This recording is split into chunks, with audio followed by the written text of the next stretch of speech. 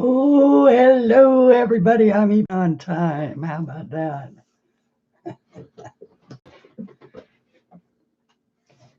Just sit here and wait for a second.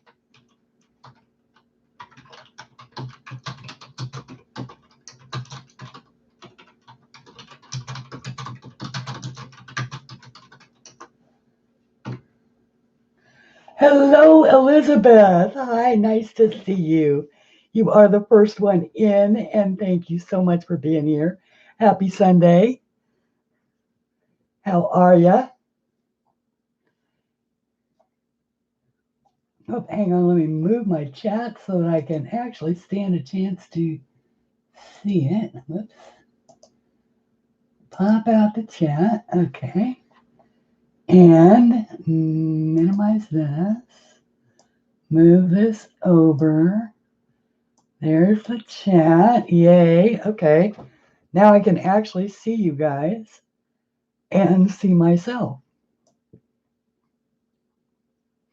There we go. So much better. Hello, Caroline. Nika, how are you? Is it Caroline or is it Carolyn? Hello, Judy. Lovely to see you. Happy Sunday. And I'm still messing about with my lighting here. I need to put some light over here on this side. I'm getting a dark spot over here. Hello, Crafting with Mrs. Crochet and Coffee. You did? Oh, yay. Thank you so much for buying it. Which one did you get? I remember you told me you got Flowers of Wonder, right? The green one. This one?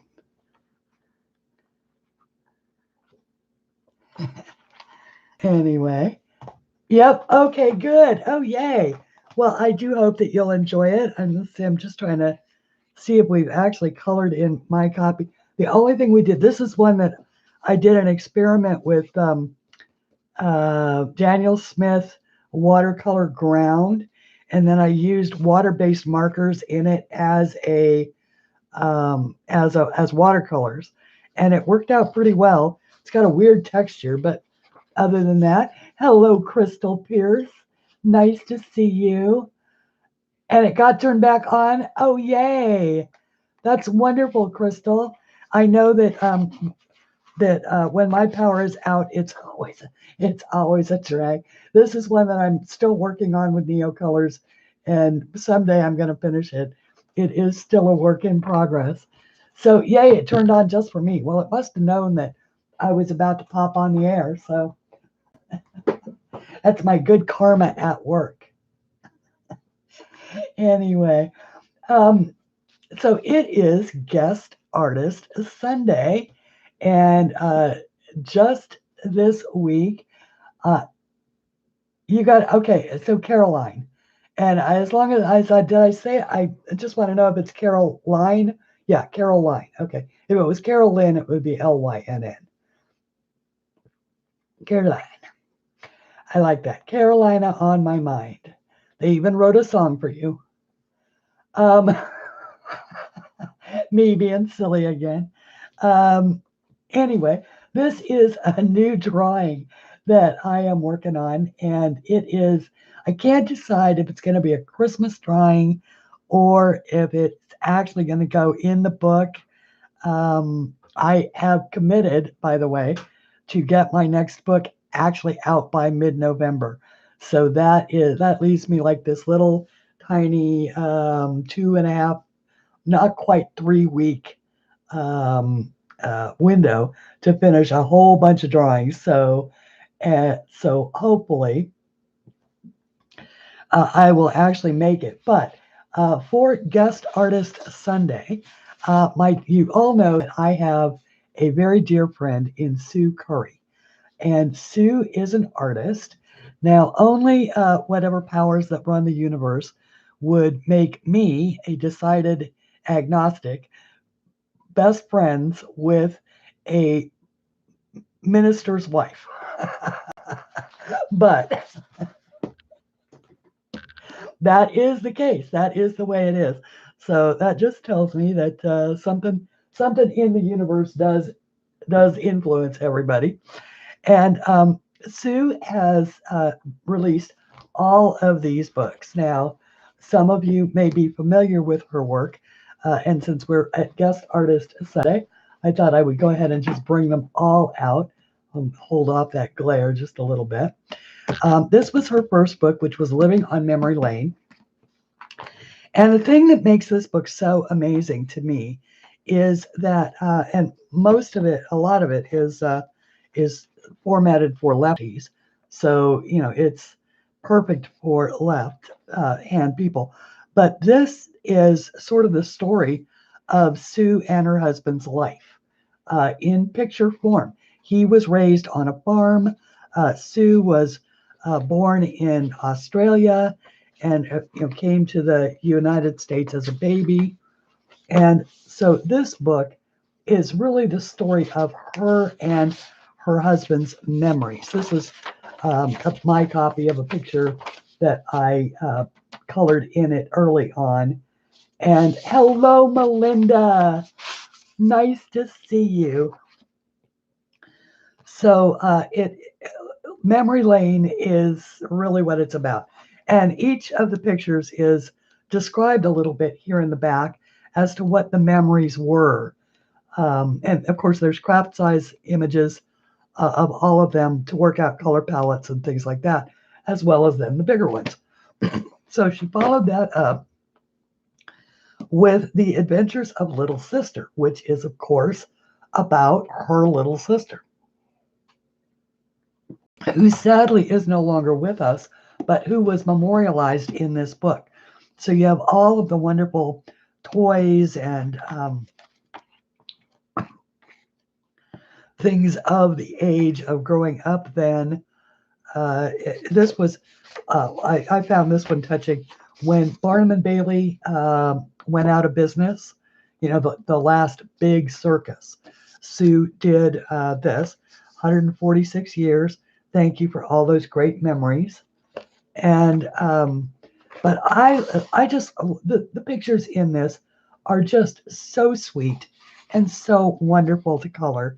And there's Christmas and there's a Thanksgiving, so she really sort of takes you throughout the year, and you know, with lots of cool stuff. Hi, Sean.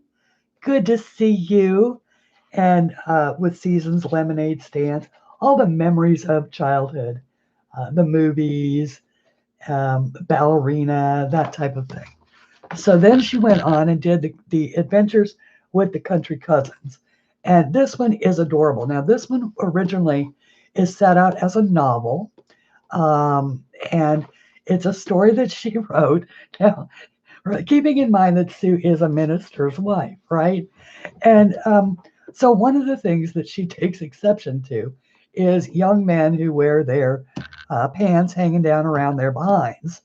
And so this book is, it starts out with a little boy who has been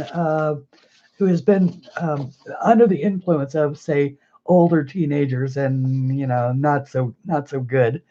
And so they're sent off to a farm to visit with the farm on Memory Lane to visit with their aunt and their uncle.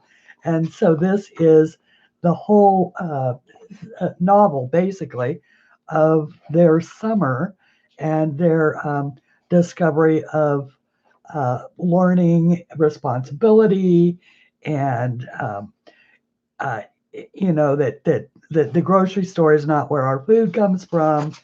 There is still time for play, of course. This is all the boys are playing down at the pond. And it all takes place in a place called Hoot and Holler. So I love the idea. And here, in fact, is the entire story written out in chapter form. This is one of my favorite drawings from, this is a bonus page. There's bonus pages in all of these as well. So then she followed that up with Christmas on Memory Lane. Now, I will tell you, that this is an absolutely fantastic Christmas book. And you're not on tonight, but tomorrow night instead. Okay.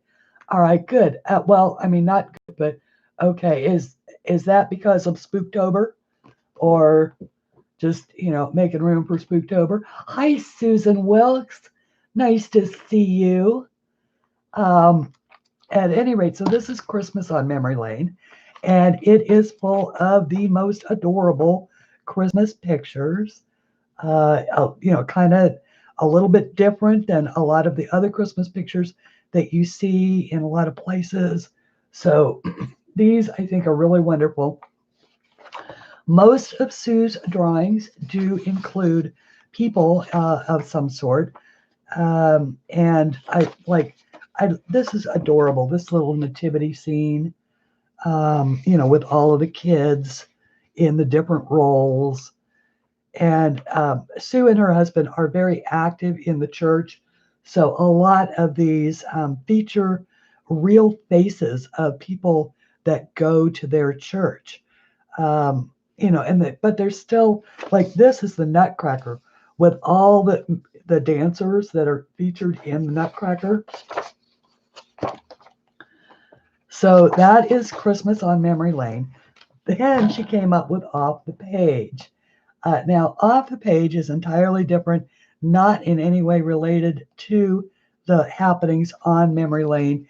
It is just a bunch of really fun little drawings, finders, keepers.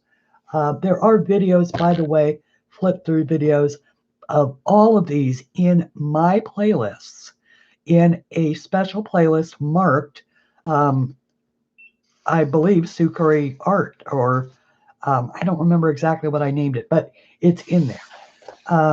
And also, in the description below this video today, I have put in the Etsy shop link where all of these are available as PDFs, and her Amazon page where they are also available, as well as links to her new book, which is what we're really here to talk about, and what I'm featuring today.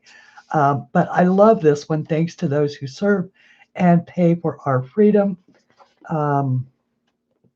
Happy Easter. I love this with the little pumpkins and the love bugs.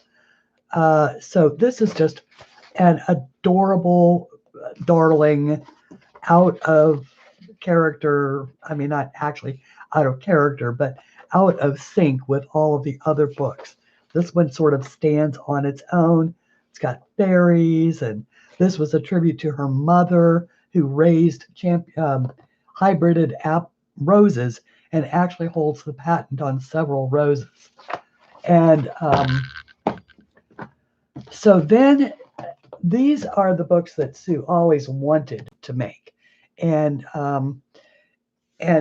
she wants to make Christian coloring books. And like I said, the universe laughs because I am her promoter. And this is not up my alley in any way, but I appreciate the art. I love the idea. So this one is Sing, Color, and Praise the Lord. It is a book of the songs of praise. But guys, the artwork is just fabulous in this book. And it is so fun to color. So, excuse me. If you are a Christian, if you know Christians, excuse me, and all of us do, perfect thing for them. So this was the first book.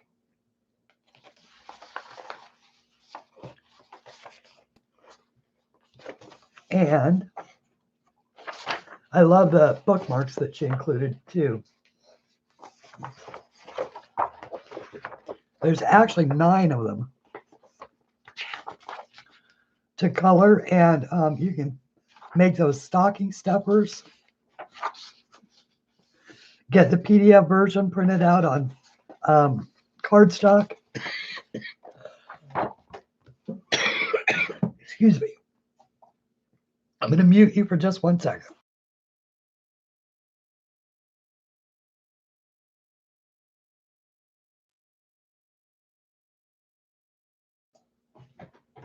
Sorry about that. It is very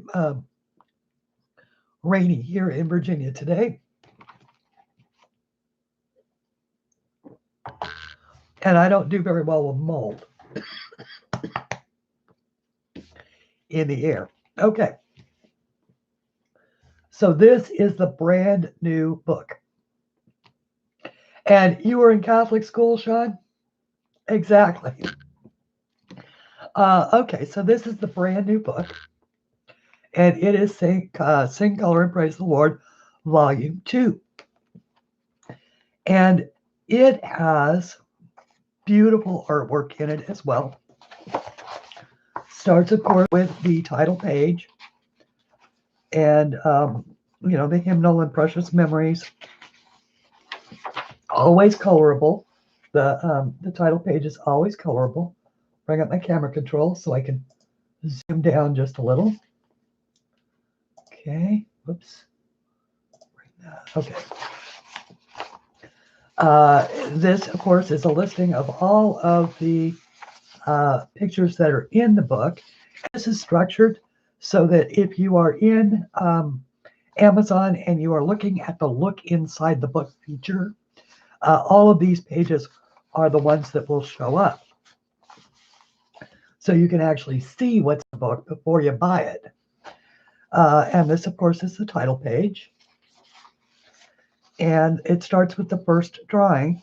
There will be peace in the valley.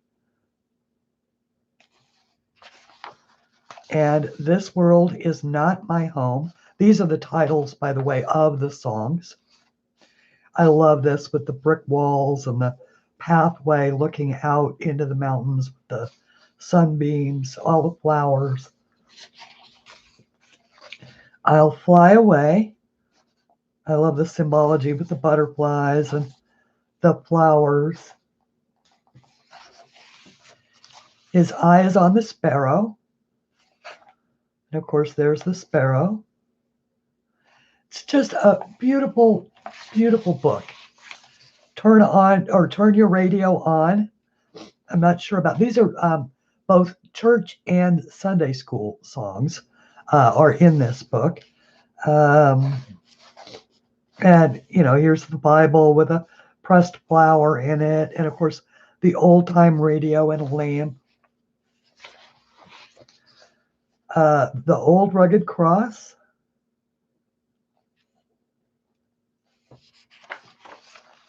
Love lifted me. Once again with butterflies and flowers. Victory in Jesus.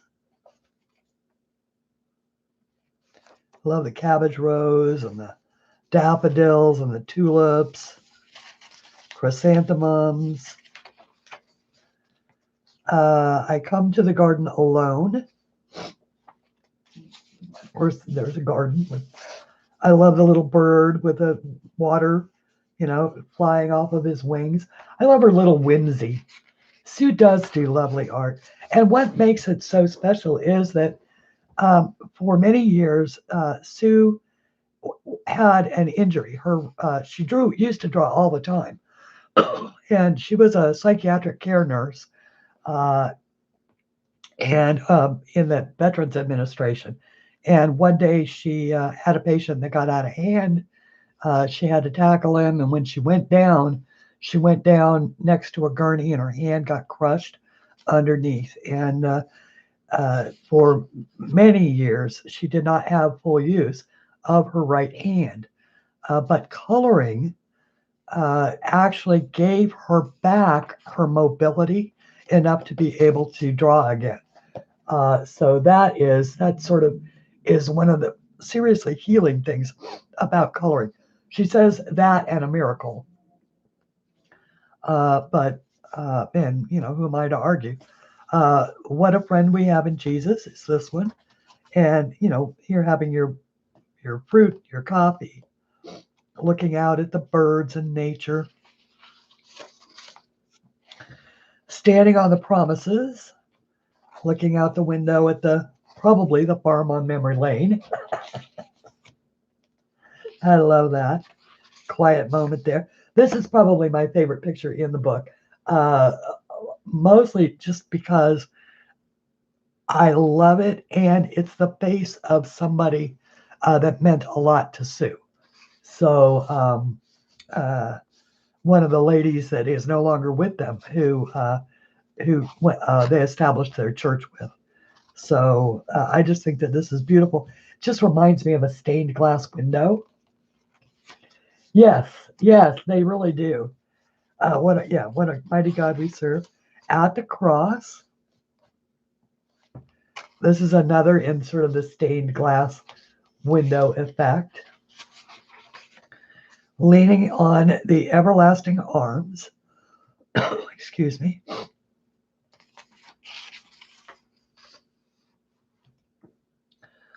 Lord, prepare me to be a sanctuary. Again, looking out the window. I love, this is, and I'll tell you why I love these here in a second. God Bless America. We all recognize that one. Did you know it was a song of praise? In addition to, of course, a number of other things. And I love she's got the flag and the flowers and, of course, beautiful America. Now, in addition, there are 8 Sunday school songs. These ones are specifically for kids. And so praise him, all ye little children. This little light of mine, I actually sing this song all the time here at home. I just think this picture is adorable. Jesus, and Jesus is his name. And I love the happy little worm down here. Everybody's singing, the birds and the butterflies and the hummingbird and cute. I mean, I love that little face on the butterfly. Happy singing flowers. This one just makes me smile. I've got the joy. Once again, these ones are geared toward Sunday school kids. Now, also, Sue has made it very generous in her version, or in both. She had me actually write it in here, and I'll read you what it says about those Sunday school kids ones. It says, an exception is granted for personal use only scans, and then only so long as they are scanned or printed pages and not distributed in any manner to any other persons, parties, with the following exception. The pages located within the Sunday School Hymns section of this book may be distributed to their students by those individuals who teach and or lead Sunday school classes. So that way you only have to buy one book if you're a Sunday school teacher, and you can give one to all the kids in your class to color. And that's true of this book and the PDF version. So if you're happy and you know it, these are just adorable. Absolutely adorable. Hello, Heather. Lovely to see you and anybody who has come in. Hi, Deb. Hi, Pat. All of the people who've come in while I've been yakking away. I will make you fishers of men.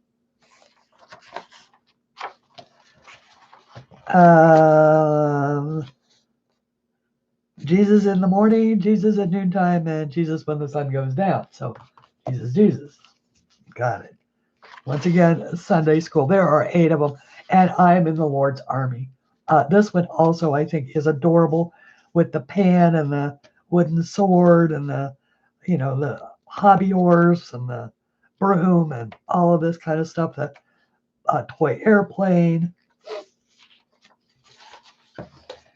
Then there are inspirational bookmarks for adults and children. So these are the 3 for the adults. And these are the 3 for the children. Then there are 7 bonus pages from Sue's previous books. So we have one from Memory Lane and one from Little Sister, one from Country Cousins, this one from the Christmas book, this one from Off the Page, this one from Sing, Color, and Praise the Lord, Volume 1, which was this one.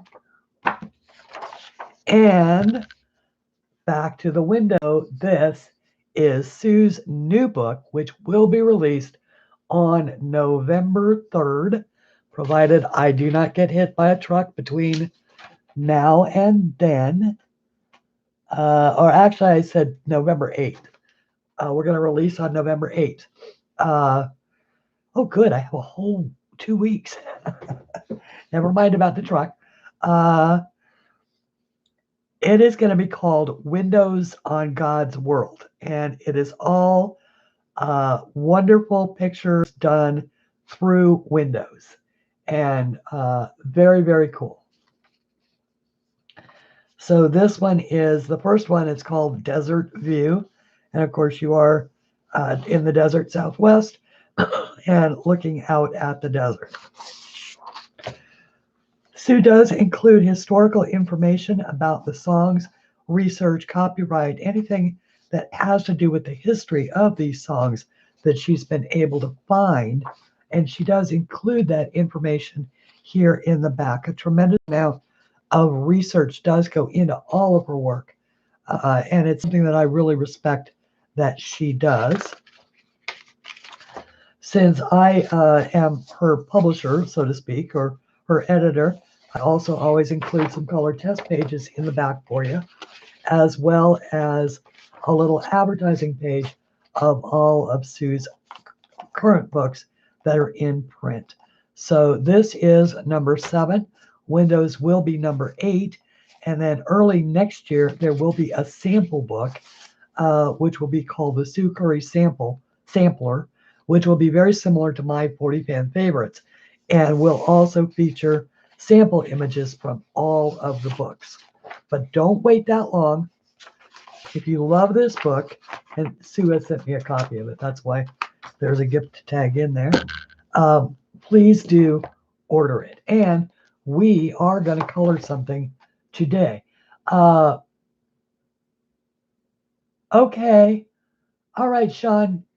No worries at all, my friend. Have a good evening and a rest well and all that kind of good stuff. And we'll catch you on the turnaround tomorrow. So, would you guys indulge me for just 1 second? And let me go blow my nose. And then I thought we would use INKTENSE. And in honor of fall, this is as close to Halloween as a minister's wife gets. And that is a fall image. So I thought maybe we would color this and use INKTENSE to do it. How about that, since it is Guest Artist Sunday?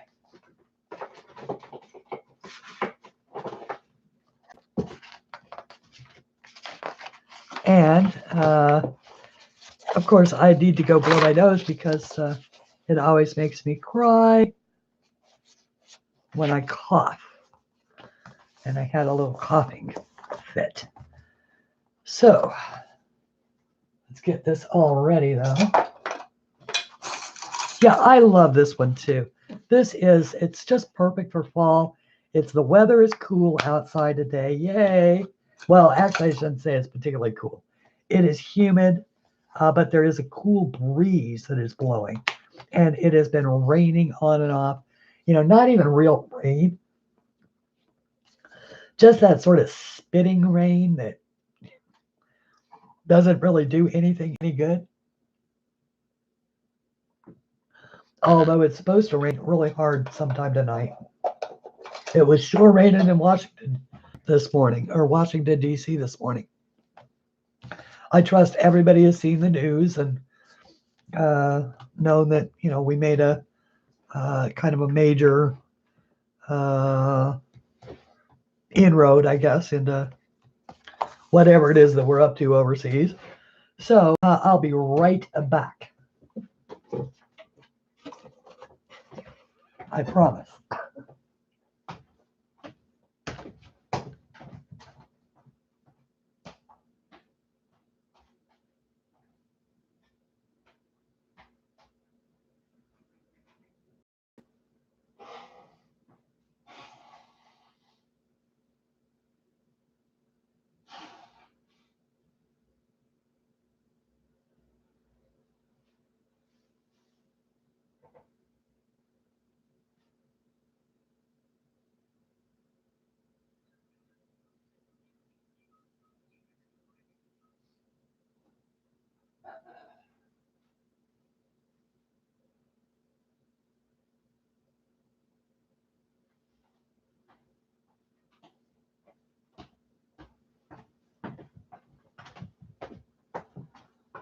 Oh, goodness, that is so much better. I can actually breathe. Work, you know. By the way, Sue is 74 years old.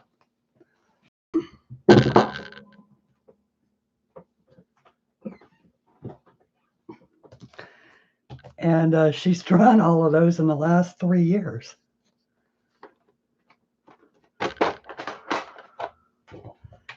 Okay, so now we're going to get out my beloved, precious INKTENSE. Yay, hello, babies. I haven't seen you in weeks now. And we'll get started. Let's see here. Let me try and zoom in one more tab. Oh, okay. Well, it won't go any further. No. In Alabama, and it's still 70 plus every day. Yeah, it's been a little over 70 here. I like the off the page one a lot. I just bought it. Oh, yay. Thank you, Caroline. Sue will be just delighted. And yeah, Minnesota is cold. And I think you've already had snow, haven't you, Melinda? Haven't you, Melinda? Yeah, you're having snow flurries today. I know that they were expecting, my friend Virginia lives in, I want to say South Dakota. South Dakota or North Dakota?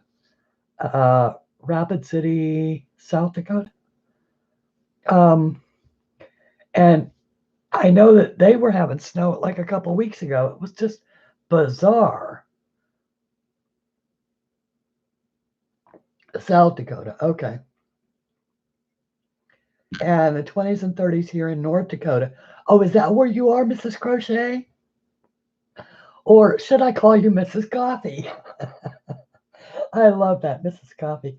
Crochet and coffee. I love both. So either is fine. I actually have a crochet project going right here, but I can't remember how to do the stitch. And it was one that I saw somebody demonstrate. Now I can't remember where I saw it. So I'm going to have to deconstruct and figure out how it goes together. About 40 minutes from Canada. Oh my goodness.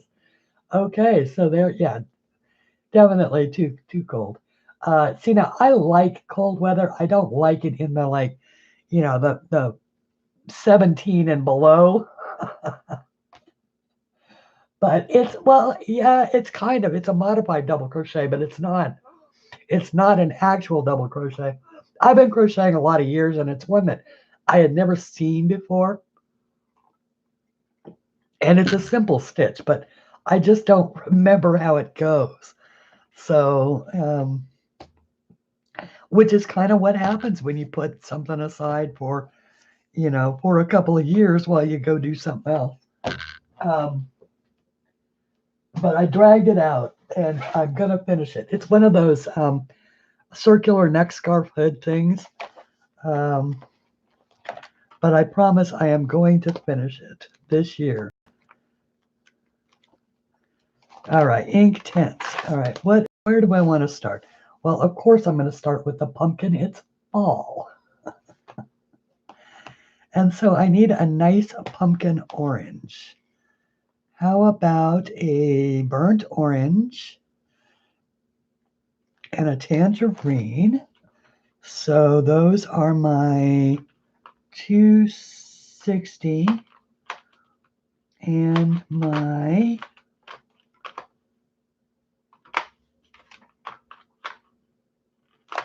okay, got it, those two.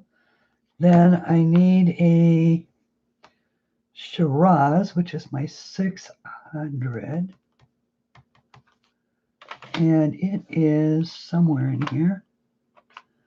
There it is. And I need a brown.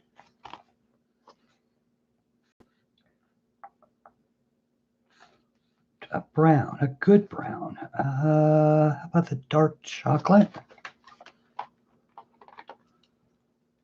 The willow is too light. The willow will do, and the dark chocolate. Okay, and I need a nice olivey type green. I need a fern and a leaf green. Do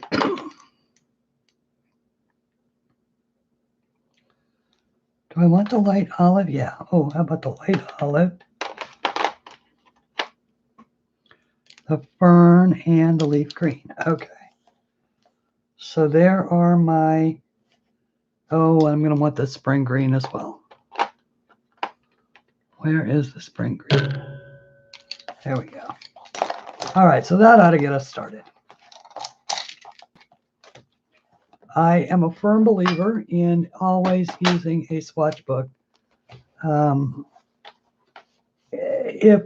especially when it comes to INKTENSE. All right, like for instance, that is yellow. So we need what color yellow? Let's try a cadmium yellow.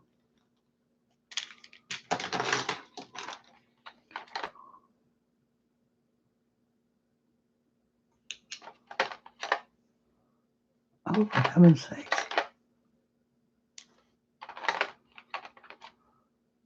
Is that the cad yellow? For this squash? I don't think so. We're going to try it. We're going to try this squash. I love my INKTENSE.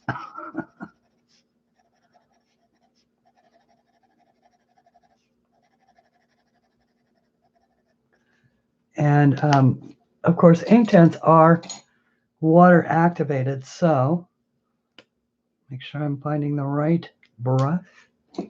I did refill all my water brushes this morning.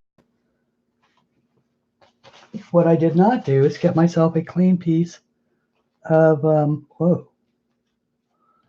a new piece of paper towel. So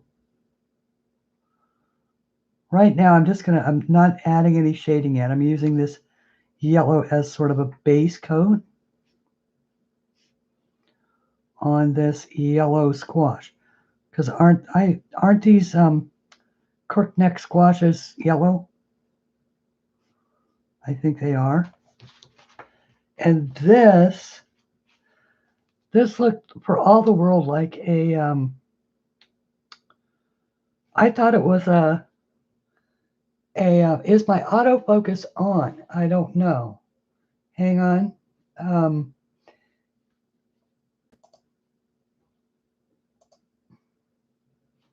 No. Should it be? Are we out of focus? That's part of that is me doing the, you are out of focus.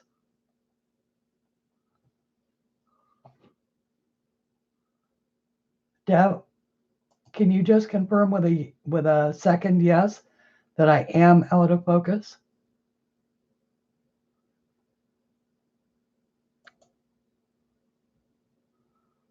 it keeps going blurry on you, so you were wondering. Some of that, and I know that we probably all know it, YouTube automatically downgrades videos if the bandwidth isn't enough.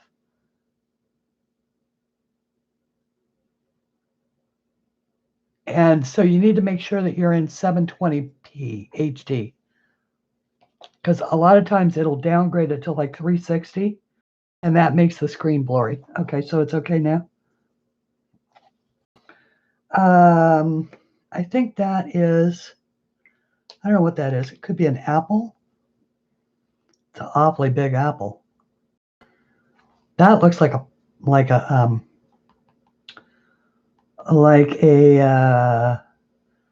oh, what do you call it? You know, the purple thing. I want a dark purple for it. That's what I want. An eggplant. That's the thing. An eggplant. The other thing is that I do keep doing this with the desk, and that does rattle the camera. Yours was at 240, and now you're at 720. All right, yay. Eggplant. Thank you, Mrs. Coffee. And I think that I do want to make my eggplant dark on the outside, but I do want to be sure to leave a nice sheen on the inside. So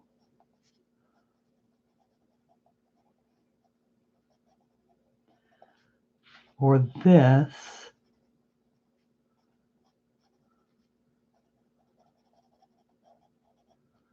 we're not going to be quite so heavy-handed, going right in, because it's easier to take it away, or easier to add more than it is to take it away. Hello, Pat, and welcome to the group.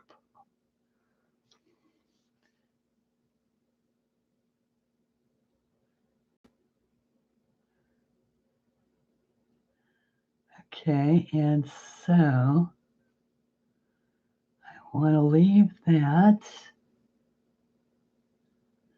Now, this will be considerably lighter when it dries. So right now, I'm just, of course, leaving a light spot in the middle of this eggplant so that, whoops, get out of there.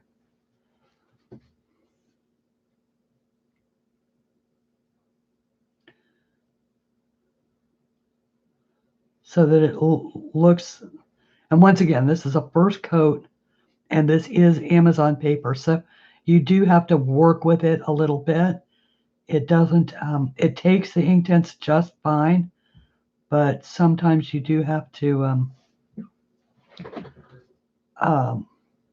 put a second coat on.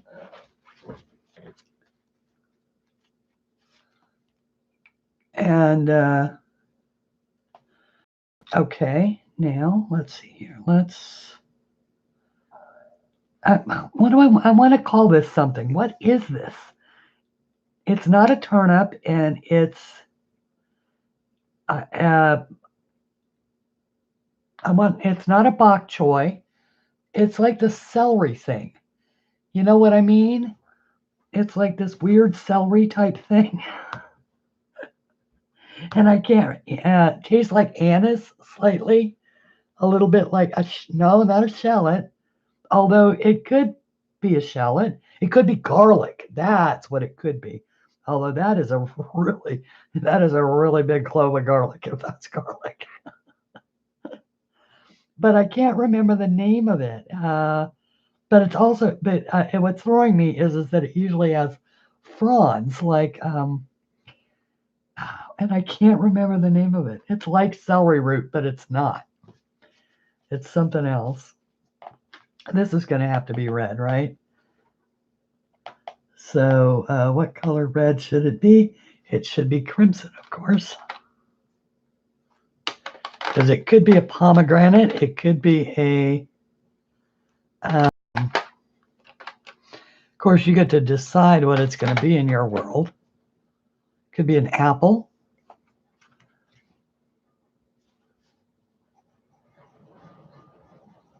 It needs a golden yellow undertone, though. It needs a golden yellow undertone. So I'm just going to very, very lightly go over the whole thing with this golden yellow.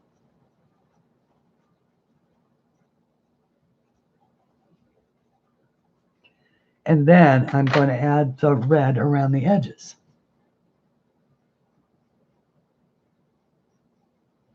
It is raining like a son of a gun outside. Ooh.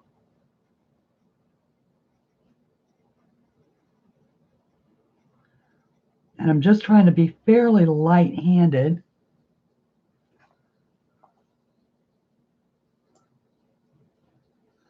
There we go. Green onion or chives.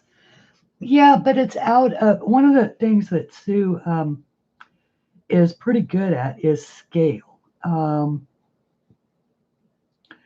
And so the scale would be wrong for a green onion. It could be an onion, but I don't think so. I think it's supposed to be one of those Chinese bok choy things. But, and I can't, what the heck is the name of it? They don't, it's like I can see it in my head. You know what I mean? I can see the name of it, but I just can't bring it into focus.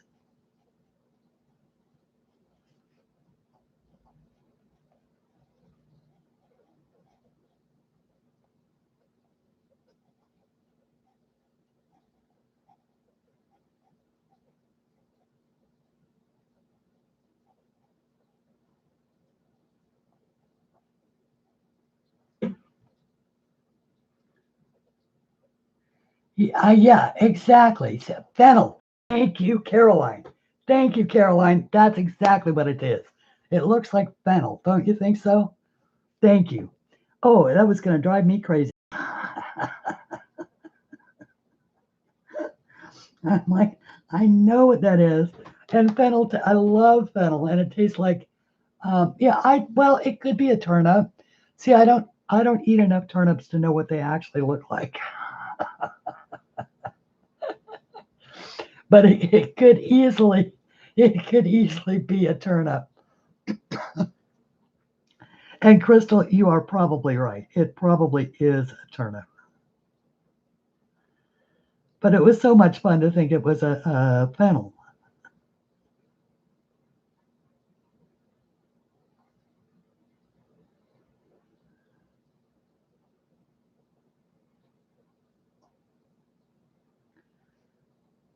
Jeez Louise. Apparently they're having a sale on water, and it's all being dumped here in Virginia.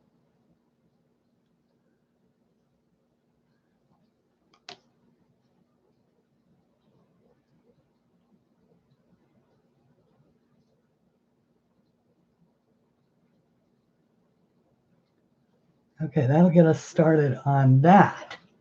And we can add some, oh, you know what's wrong with my focus, or with my, why I can't get you zoomed down? It's the same thing as before. I'm an idiot. Is that better? That's not fennel. You think garlic. Okay. All right. No, turnips are not sectioned. It could easily be garlic. Let's just say it's elephant garlic. Oh, there you go. It's elephant garlic. That's what it is. It's elephant garlic. Okay, good. All right. So now that we know that, we know what color to color it.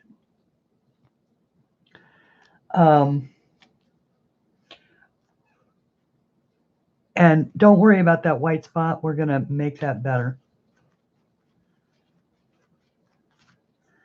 All right, now this I know is a green melon of some kind.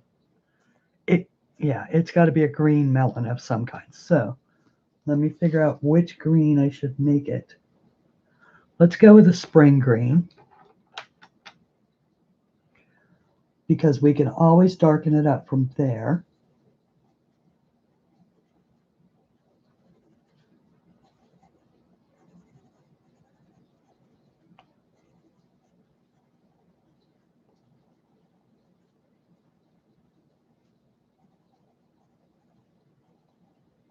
I have such fun doing these things in front of you guys. I really do. We know that this is a pumpkin, and we know that these are grapes. Obviously, there's probably green grapes, red grapes. And of course, because there's squash. It's the reason why, because this is sort of Thanksgiving and fall. So I know it's not a summer vegetable.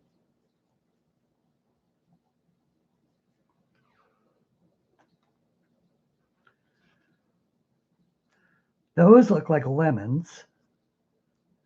And that looks like an apple. This, I think, was a pomegranate. Ooh, I'll tell you, you know what one of my favorites is? You'd rather eat garlic than fennel? Not a fan of the anise flavor?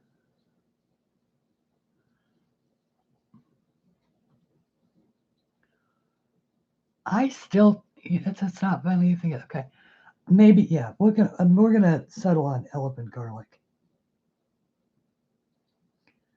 I think. So has everybody been, excuse me, enjoying Spooktober?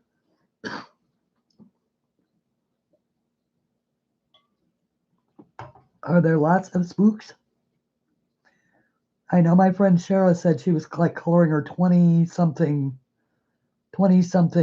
Halloween picture. Speaking of Shara, is she here? No, okay.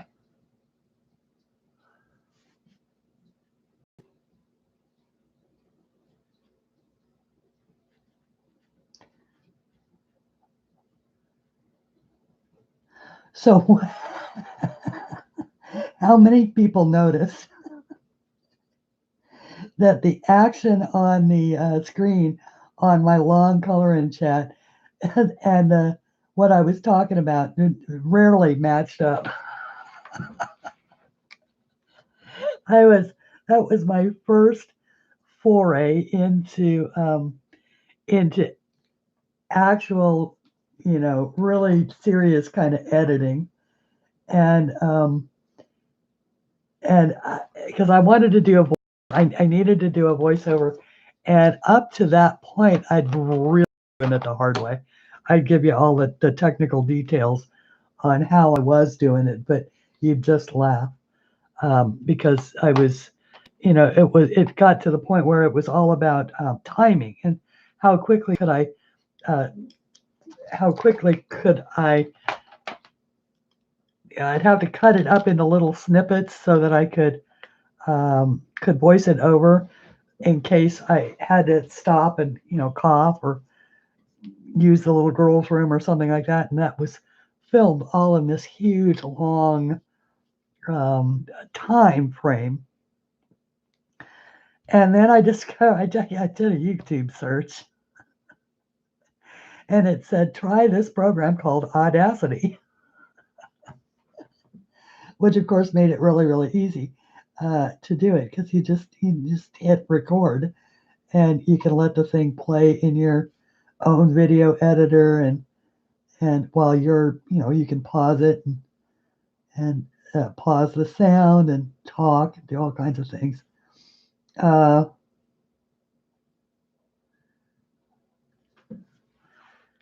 may decide to go dark green on this, but for right now we're going to make it brown.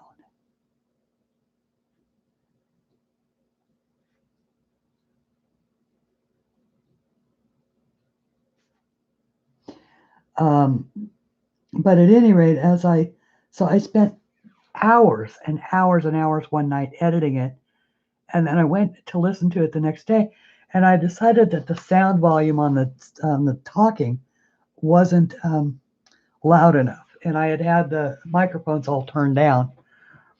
So I used the amplify function and replaced all the sound, but when I did, it lost all the edits because I had cut it up and moved stuff around so that it matched what was on the screen. And I completely forgot to redo that part. So as I'm talking along on the video, I noticed that, I'm starting to talk about how I'm using this brown color, but I'm still at least 15 minutes away from using that brown color. And that happened because I had the snippets in the wrong order when I was doing the voiceover. So it was every time I'd move something, it would mess up something else. It got to the point where it was a joke. And I finally said, I'll just leave it alone. All right, that is going to be a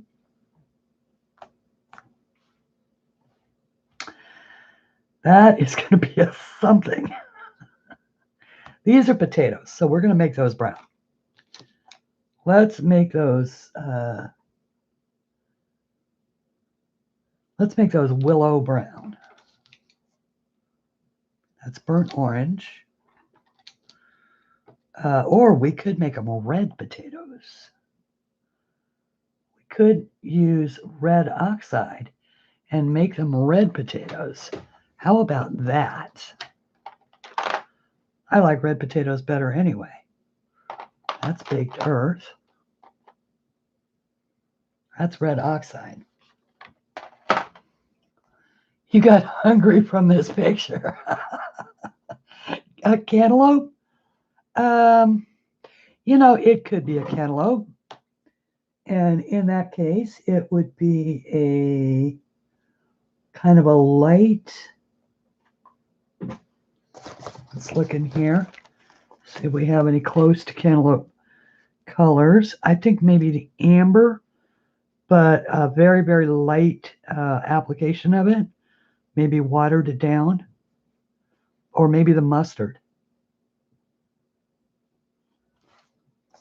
I think the mustard would actually fit in there. Let's look at that. I'm pretty much going to have every single pencil in the arsenal out here on my desk. We can actually make this.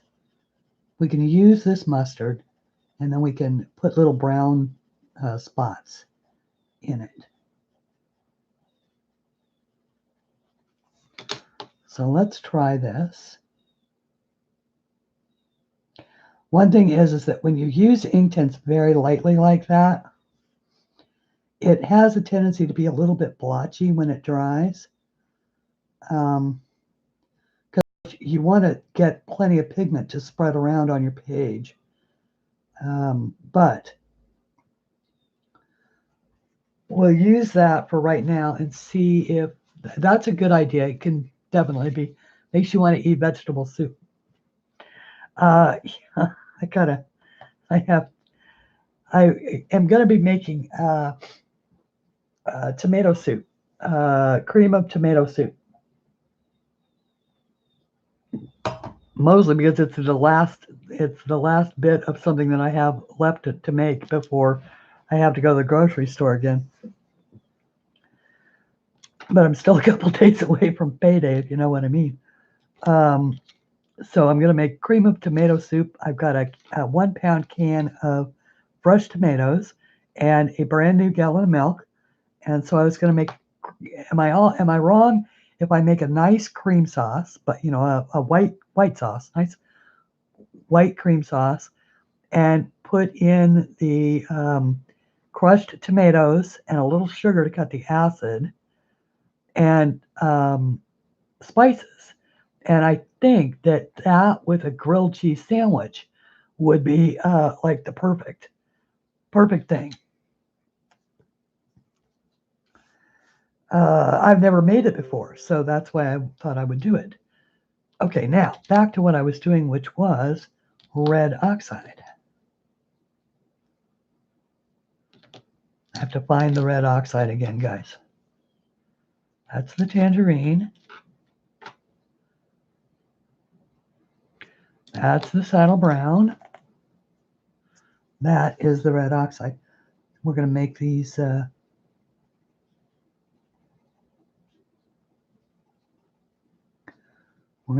potatoes.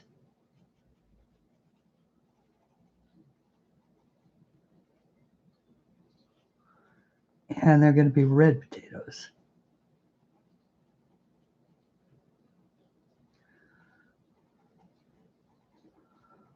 Wow, that is street flooding kind of rain. Goodness gracious. Good thing it's not trash day, or the trash cans would be floating away.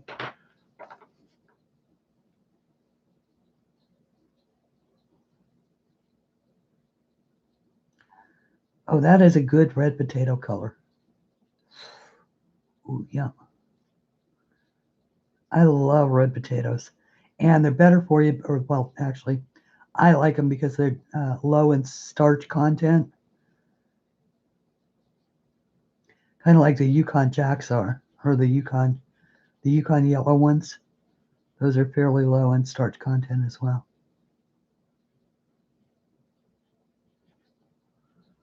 Once again, this is a first coat only, so any mess ups I can easily correct later. Yeah. Okay, so there's some red potatoes.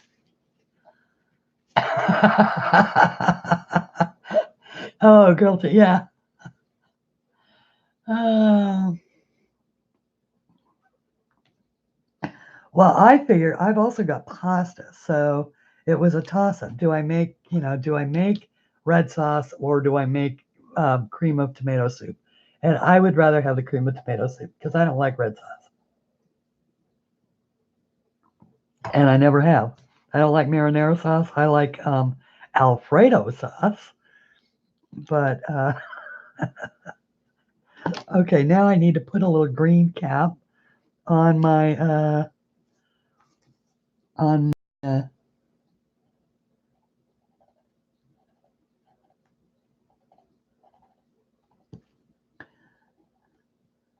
eggplant. Now there's something else I don't very often eat. Do you guys eat a lot of eggplant?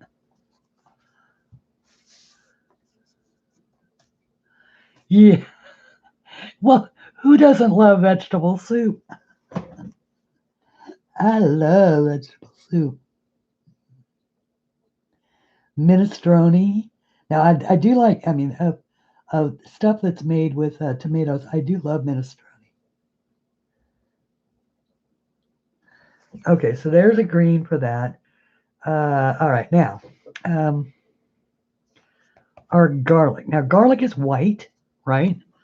And other than a little bit of, I'm going to use a neutral gray, and I'm also going to mix it with a, and I'm only going to use it for the, like a little shading right here along this line.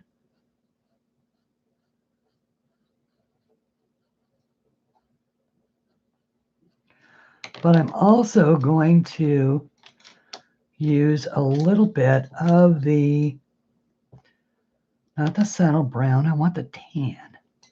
Where's the tan? There it is. I'm also going to use a little bit of the tan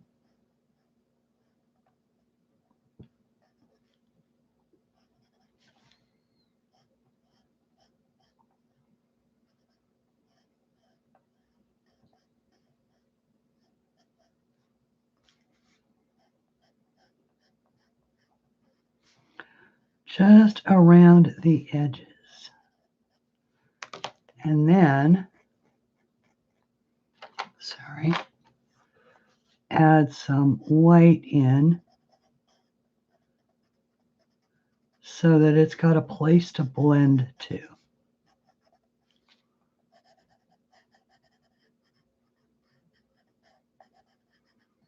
Because we do want to make the tops. Yeah, I apologize for thinking out loud here, everybody. This is how I do it. I think out loud. Okay, now, what color should our garlic tops be? Will the spring green work, or should we go to the felt green?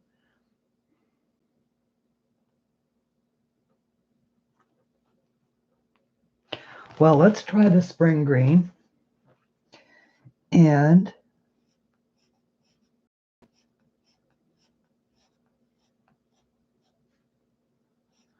if we need to, we can darken it up with the spring green.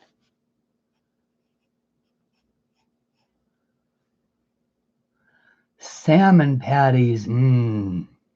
Yum. That sounds good. Gumbo. Add gumbo. Also seafood or chicken. Oh, chicken and sausage. Oh.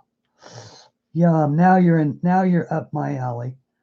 I am not a huge seafood fan, but chicken and sausage. Oh, yes. Yum, yum, yum.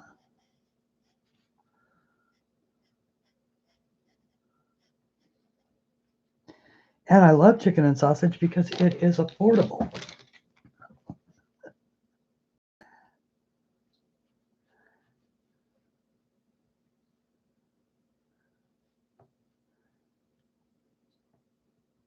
Whereas oftentimes, unless you are a fisherman, seafood is not.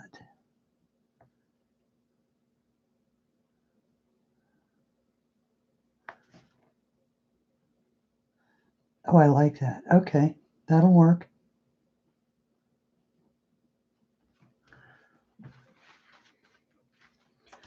Now, this is the white.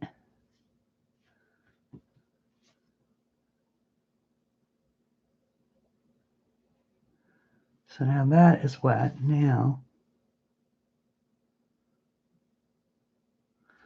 I don't want to move this around too much.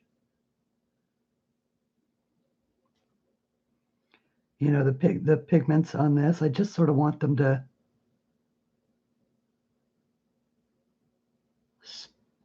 bleed out into the white. I think I might have gotten it too much, but we'll see when it dries. I think I used too much gray.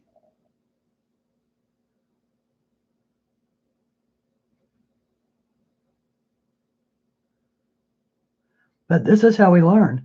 You know, we learn by making mistakes, and the next time we do it better.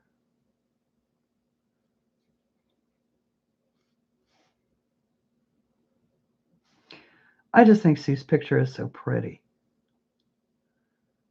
There we go. Always add a little more into that. Oh, I like that with a little bit more of the amber. Okay, so let me grab her. Or maybe it was the tan.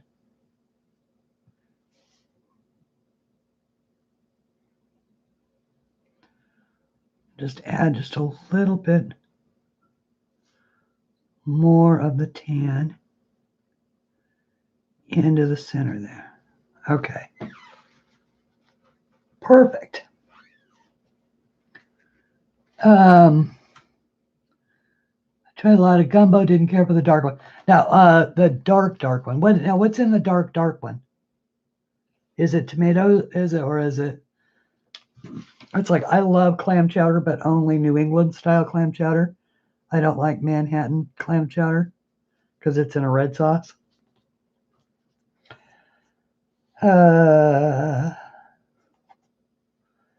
Another one. I'll bet you that is one of those really dark green with the amber colored. Yeah, let me get the amber. Okay, so we want the amber to be this part. We're going to do it first so we don't lose it.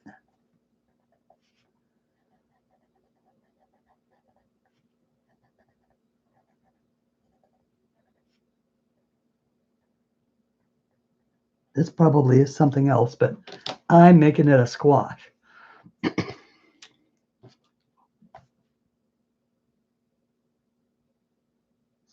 Because now I have squash on my mind.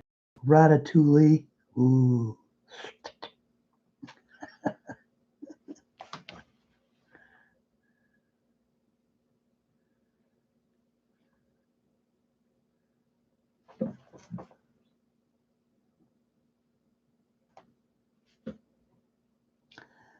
Okay, now when that dries, I'm going to do this part really dark, a dark green. Acorn squash, that's it, yes. Oh,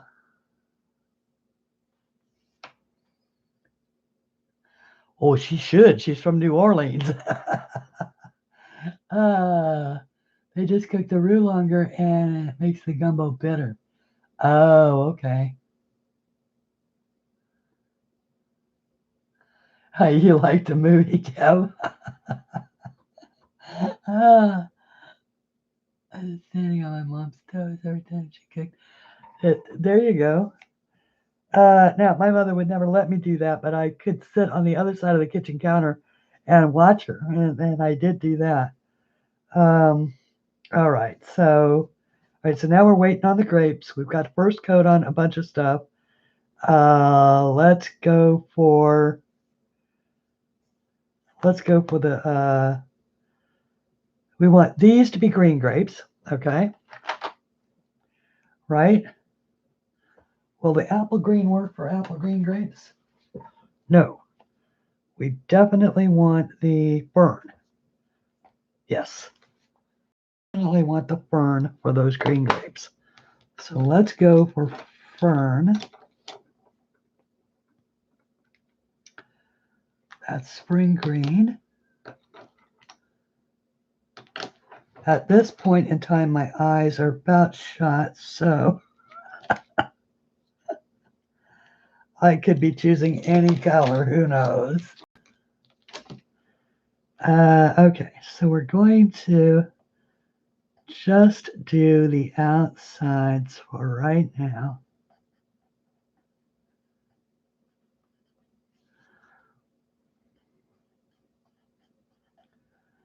Sue has so very kindly left us, little highlight places. Perhaps I should just give her her due and use them.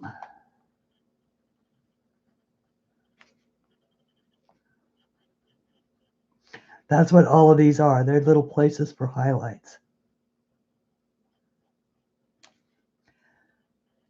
But she colors with markers, so I don't think she anticipates INKTENSE.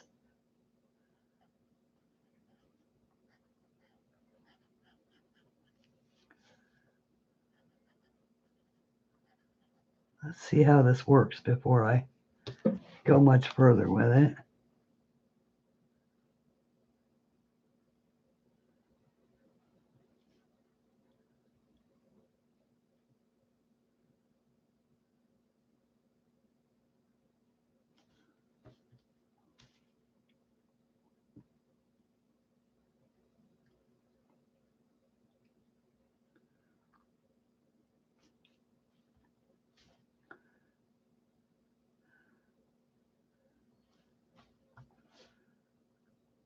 Doing my little wipe off there.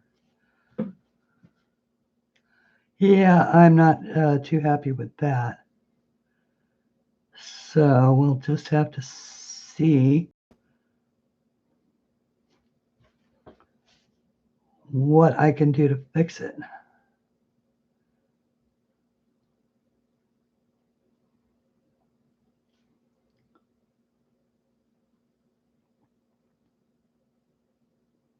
Of course, I think it might look different once it dries. So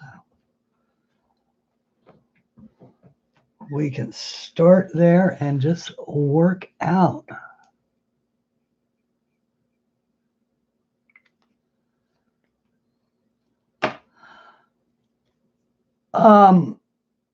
The grapes. I don't like the way that the grapes, at least not right away. On first impressions, see, part of it is that she's already put the highlights in, which, and you do not have to,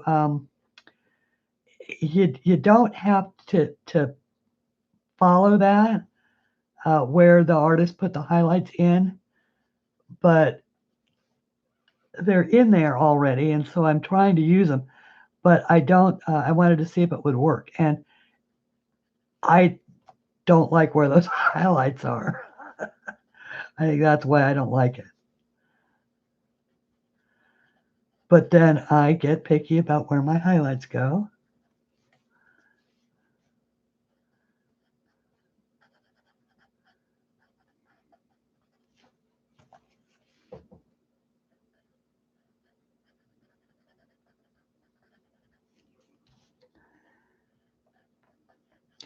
Coloring grapes is always hard on screen because there's always so many of them, and it's like, okay, are you ready? Move on.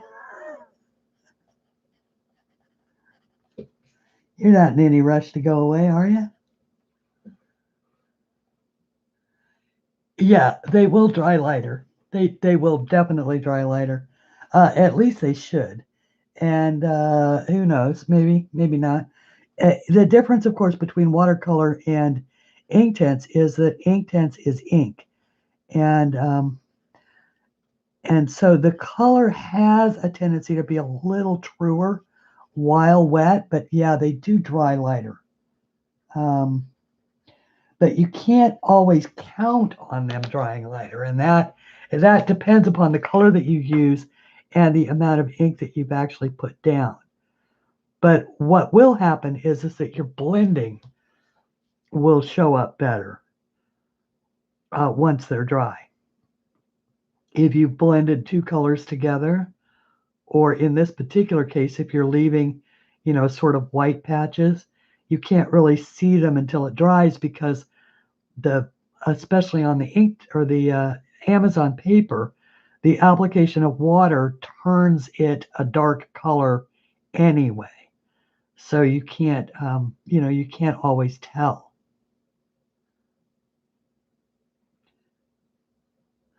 Whereas oftentimes in a coloring book that is truly made to withstand water mediums, like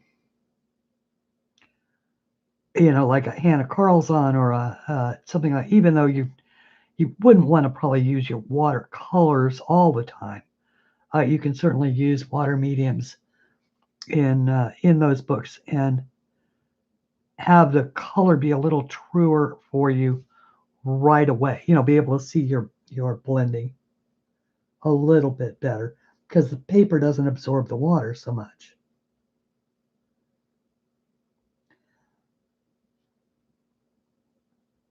It's one of the reasons why Amazon paper is a little bit hard on your alcohol markers, because it wants to suck up all the ink.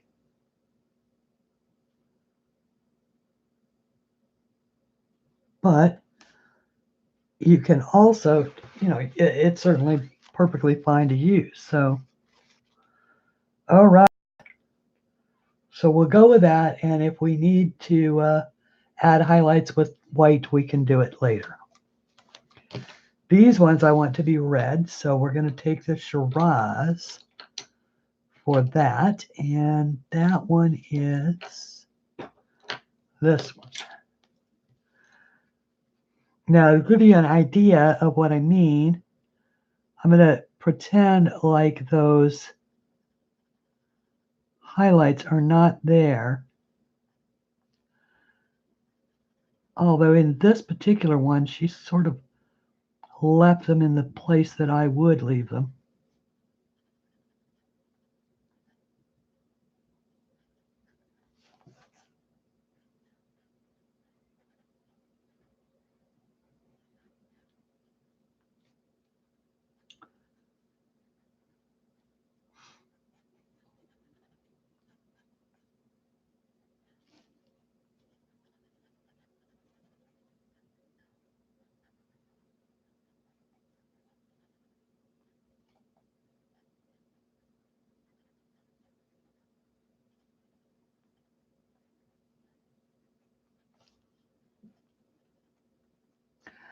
Sorry, I didn't mean to go quiet on you. I'm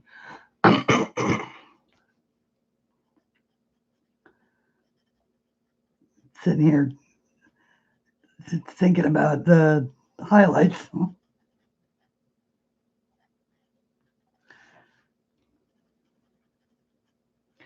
I do hope that you guys like Sue's art. She, like I said, she is so talented, and she's just a wonderful human being. She is the person who, who basically is the one who let me put this new system on my desk by moving forward the publication date on her next 2 books so that I could work off the cost of this computer. And I did want to say that I am just delighted to see that Anne has posted a video. I know that she also has been having real trouble with her computer. So hopefully, it's like an hour and 25 minutes. So that's good.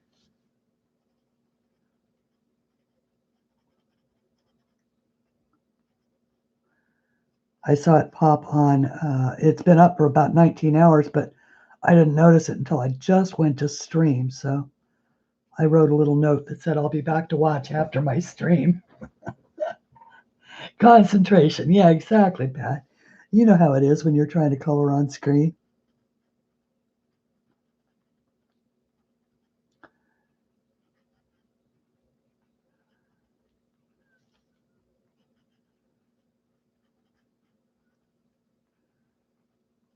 Probably going to lose a lot of my the line work in there.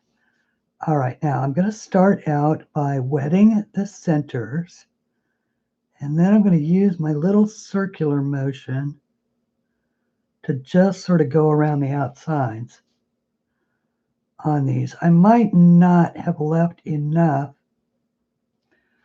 of a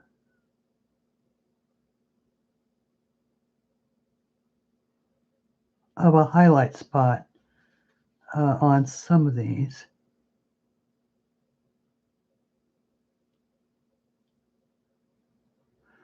I do have a tendency to get a little heavy-handed with my INKTENSE.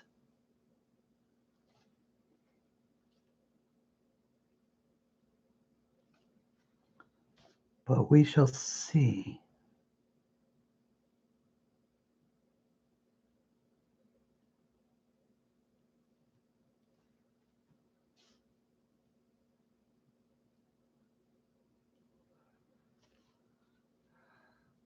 The ones at the bottom would be darker, though. Yeah. Oh, yeah. Yeah, that's true. That is true.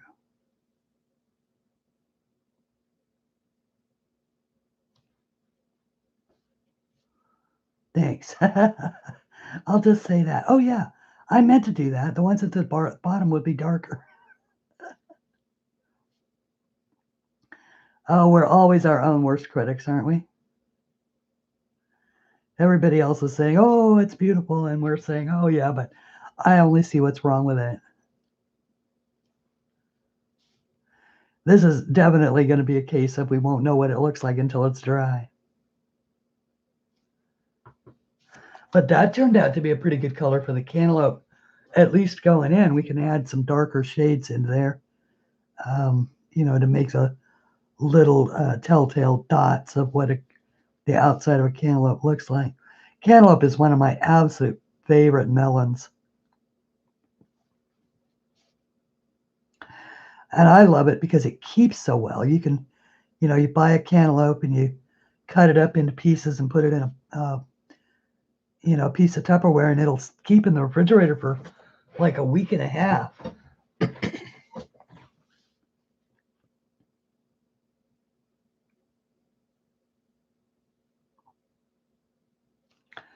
As long as you take the seeds out. Oh, butternut squash soup. Yum. Oh, I just had to think about that, didn't I? I only got to make 1 pot of butternut squash soup last year because for some reason they were so expensive in the stores. They were like $3 or $4 just for 1 squash. I'm thinking to myself, well, that's ridiculous. Not paying that for 1 butternut squash.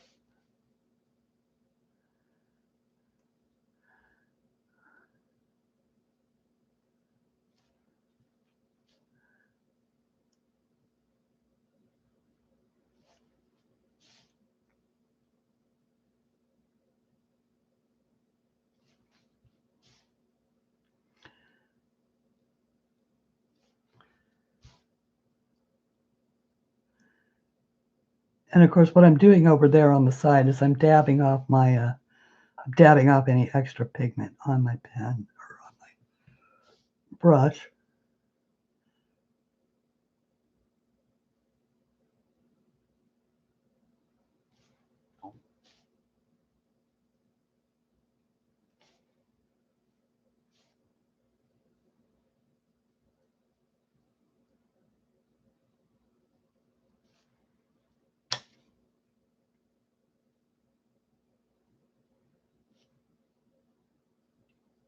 Okay. Hopefully that will be that. Hey, and speaking of which, there you are. I'm so glad that you are back. And thank you, my dear. And oh, well, typing. Well, you know the best way to get my attention is to type in caps. And uh, yeah, okay. Um, so I'm so glad to see you. Let's see here. Now what we need is I need a dark, rich green for the acorn squash. So what kind of a green do I want? I think I want the Ionian green, which is the 1320. So it is, I believe, probably the only green that I don't have out. And I miss seeing my name is not important. How is she?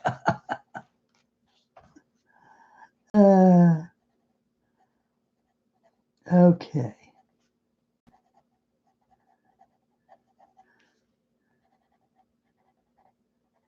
Yeah, okay. This is the right green for this. Although I think I probably should have gone with a much more golden color for the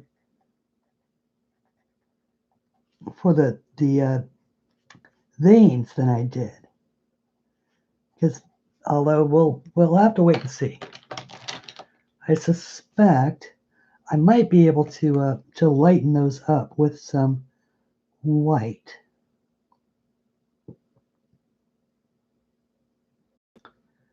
I would have been surprised to learn how powerful the white INKTENSE actually is for covering stuff up. It's actually pretty good.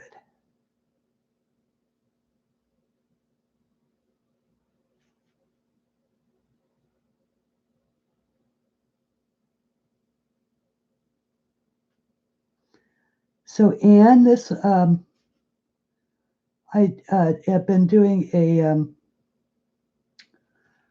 guest artist Sunday for my friend Sue Curry, and so just to catch you up, since you're not here, and I know that this is something that would float your boat, it is Sing, Color, and Praise the Lord, Christian coloring book for adults and children, and it's her second one. So I thought I'd just say, hey. Trying to help Sue out wherever I can. The lemon, because lemon is always okay. Well, now wait a second. Let's go back to this guy. This guy needs some shading for one thing. So he needs a little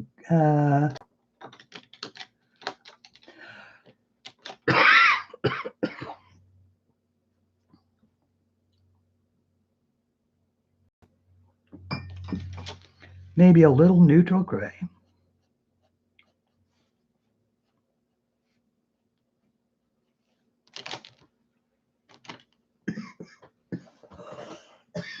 Hang on one second, guys.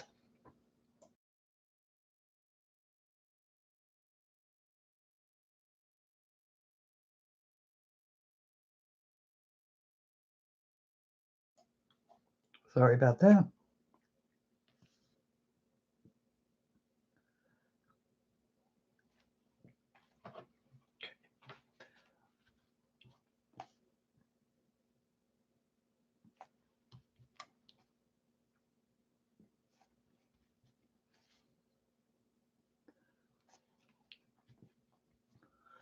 Trying to get as much of that off as I can.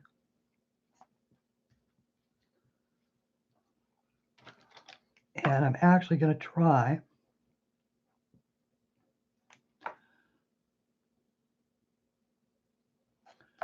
and take a little more of it out with the white. I forget that that neutral gray is such a strong color.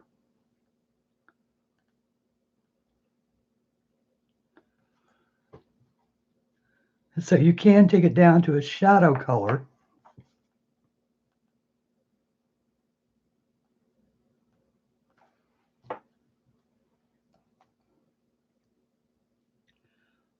By applying some white to it.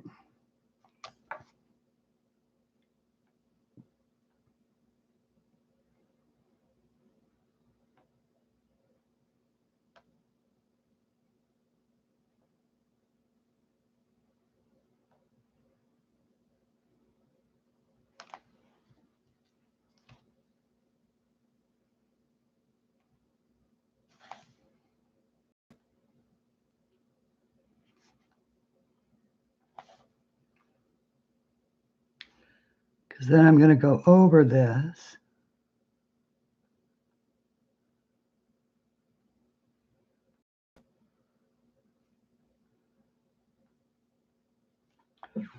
Okay. So that adds at least a couple of shadows in there.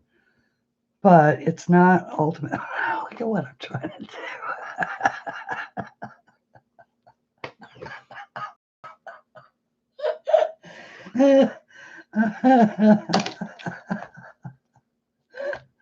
Oh my goodness.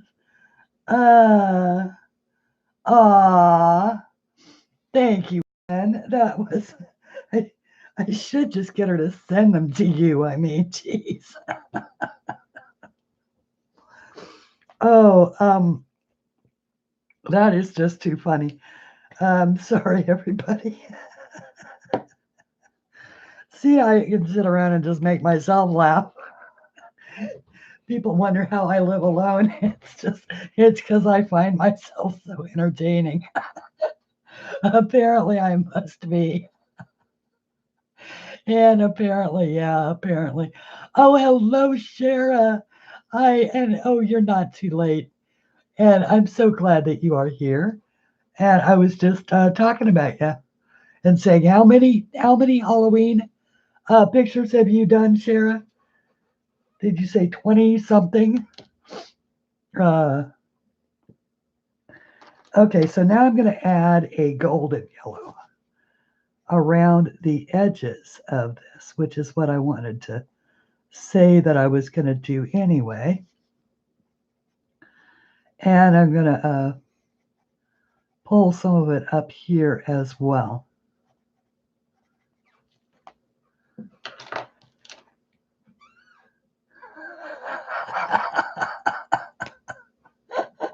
Glad to oblige you, Shannon, or Pat. Hi, Louise.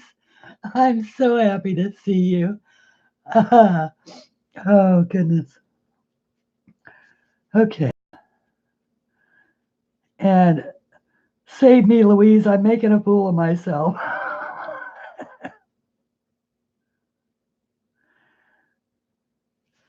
Lovely Louise is what I call Louise. Because Louise is so lovely. She's a lovely person. Okay. There we go. Adding just a little bit of detail in there. Oh, that looks a little bit better. We'll know, of course, a little more once we let that dry. And once again, we are going to go back to our Ionian green for the edges of our leaves.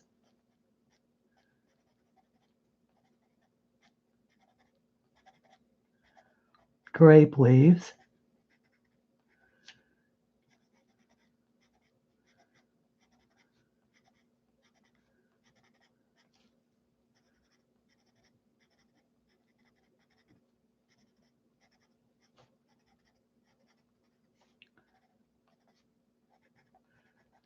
And I'm also going to add a little bit of fern in here, just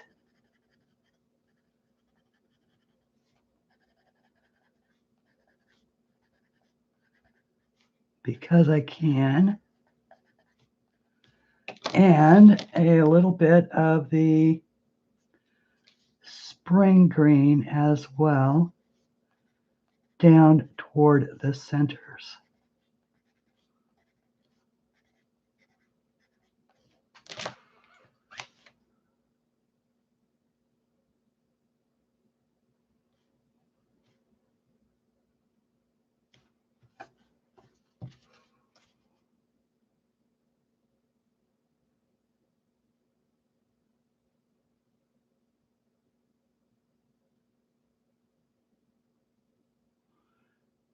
Just go for that and see how that comes out. Oh wait, no, Cheryl, what has not broken will do a colorful eye. So you came to the right place. Oh heck yeah.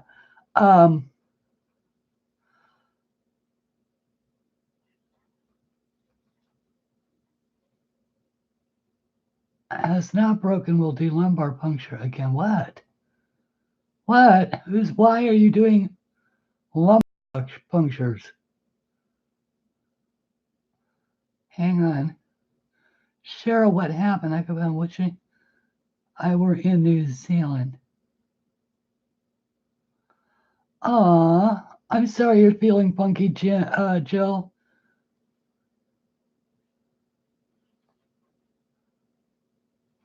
Oh, yeah. Yeah, absolutely. Meds do that sometimes. I hope you feel better. Try and get some rest. Cheryl, honey, what's going on?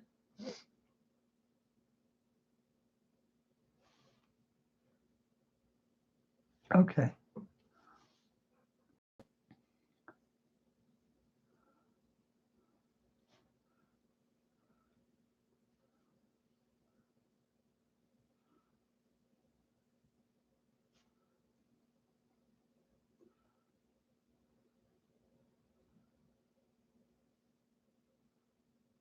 Yeah, I hope that this works out on these leaves.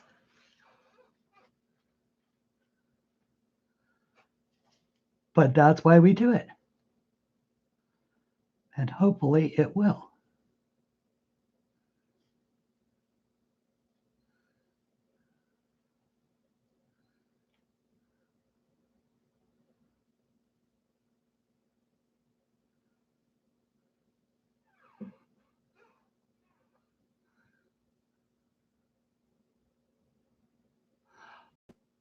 Your daughter?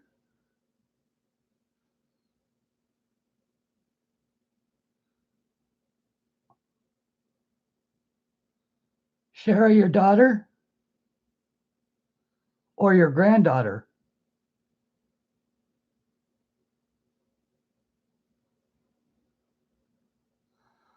The baby? Oh, honey.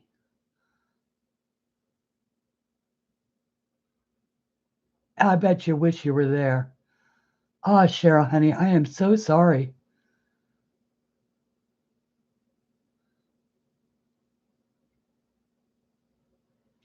Yeah, she's only 2 months old.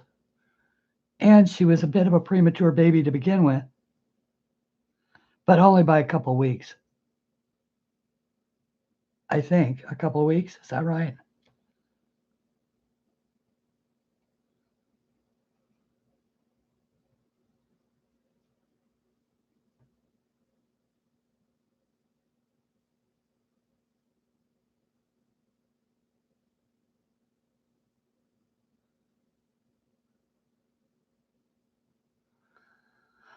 Oh boy.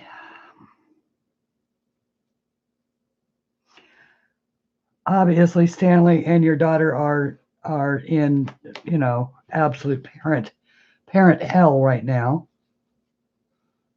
as are you in grandparent hell.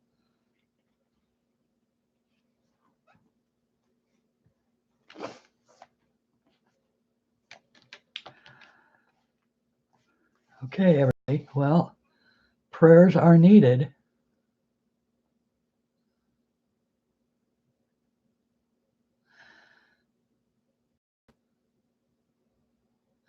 Now, is she still in the hospital?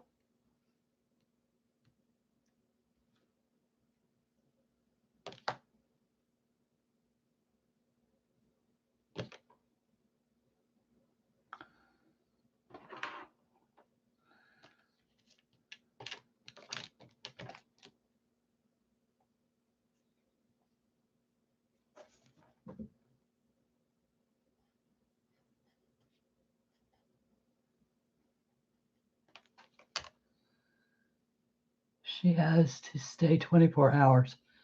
Yeah, but okay.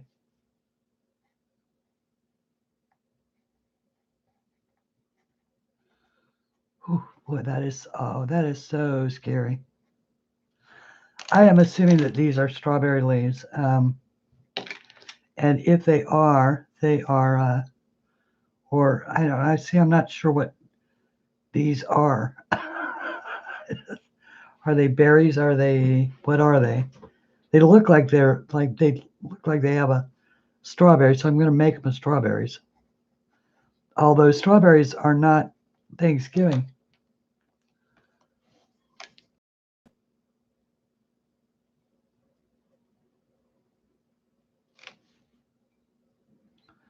They don't actually look like they're strawberries. Maybe there's something else. But these leaves are so small, we'll just make them green.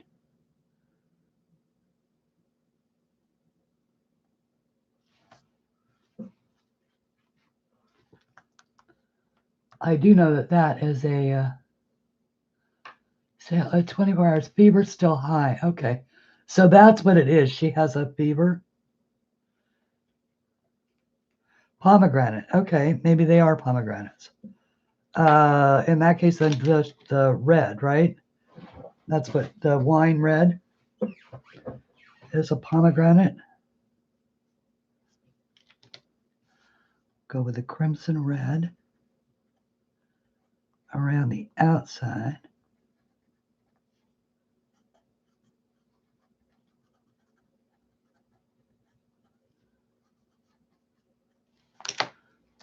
And the Shiraz around the outside. The crimson red here.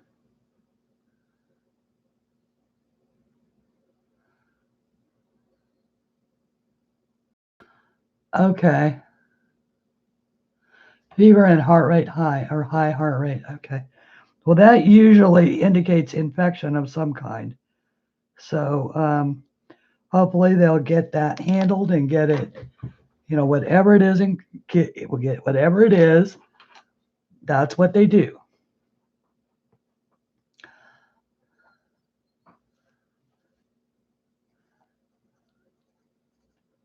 Hopefully everything will be okay. All right, so I added a little bit of yellow. I really have no clue as to what pomegranates. I know pomegranates are deep red, but I also wanted to add a little crimson undertone or a little yellow undertone, kind of like I did. This is going to end up being an apple. So, and this one would be in shadow, so it's probably going to be all dark crimson anyway.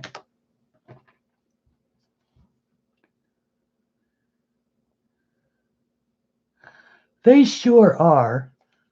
Thank you, Anne. Thank you very much. I don't feel like I'm especially spot on today with coloring, but I have my INKTENSE, which means that I feel fairly safe with them.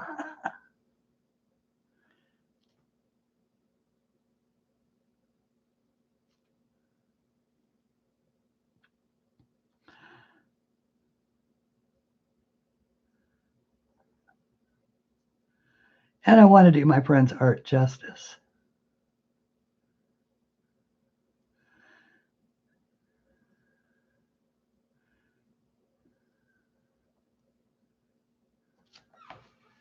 Okay, I like it.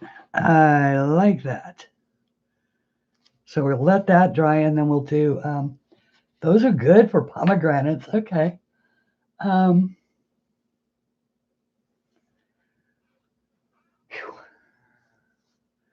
okay, now we've got this. We still want to darken up the color on.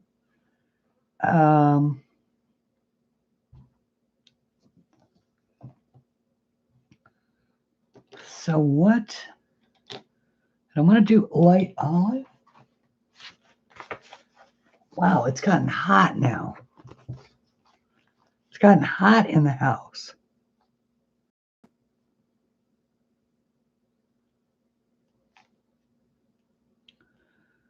Felt green. Yeah, it is the only green that I don't have out. So let me get the felt green. Hey, let me go turn on the air conditioner for a second, guys. Hang on one second.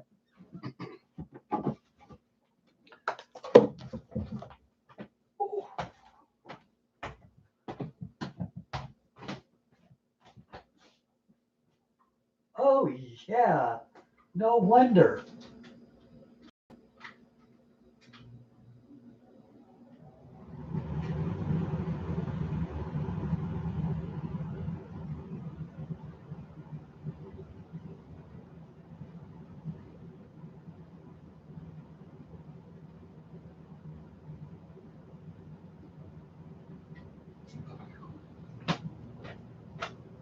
Okay. Well, no wonder it was hot in the house. It's hot. I had the furnace on a couple of nights ago, and I turned the air conditioner completely off. So, and in mine, I have an old-fashioned one where you have to switch it between heat and cool, depending upon what what season you're in.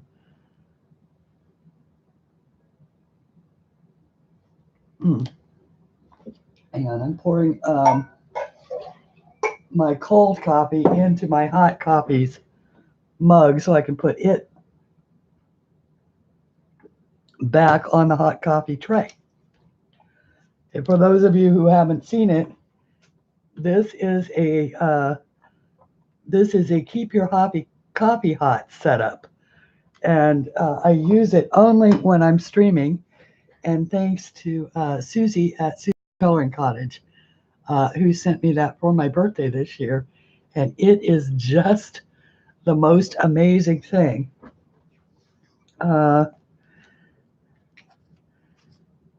really, really handy. Okay, now where were we? We were going to make some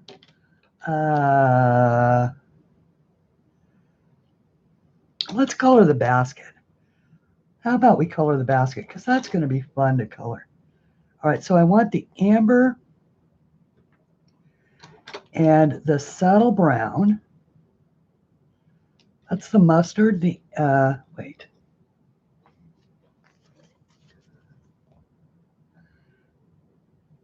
You know, I don't really either. Okay, so the mustard, the amber. Got it.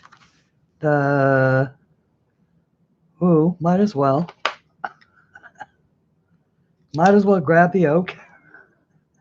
I know I was going to go for the other green, but we're going to do this anyway. And the saddle brown.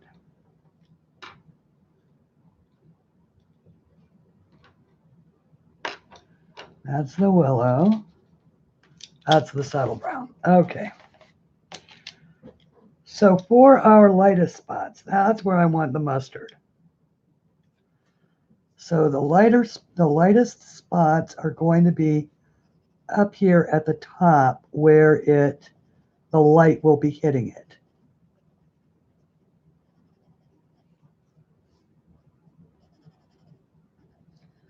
Because I'm operating with like the sun is up here somewhere, or the light is up there somewhere. So we'll make this whole area the lighter colors. And then we'll go with the amber out.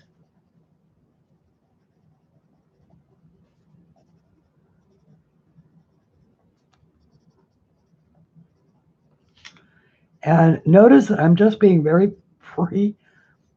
I'm not being particular about where the colors go because they're all going to be blending together.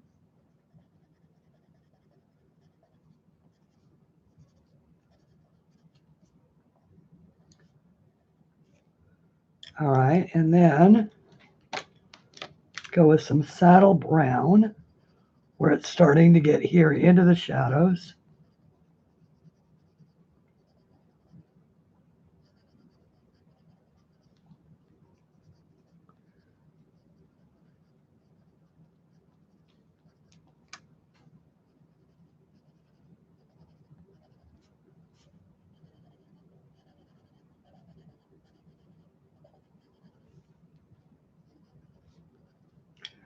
And the oak on the absolute outside, where it would be the furthest away from the light.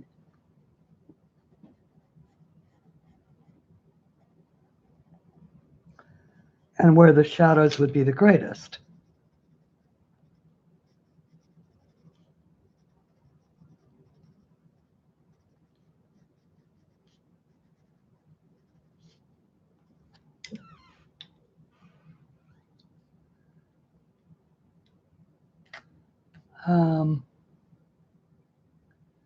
It goes from 89 to 69.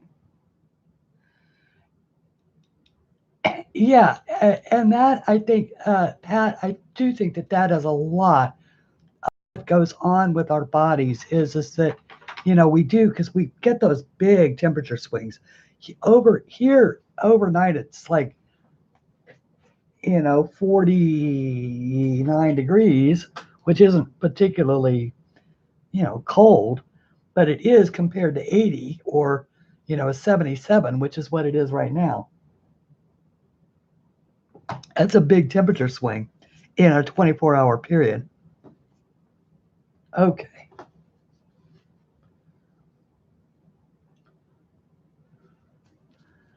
So I've got my brush all juicy. And I'm going to start on the inside.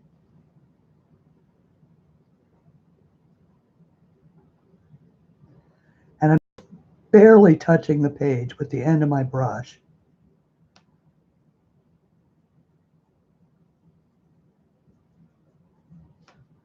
Just sort of letting all those colors sort of blend and fade from the center, starting, you know, staying in the center to begin with, and then just working my way out toward the end so that all of those colors that I laid down will sort of blend into one another like a basket would.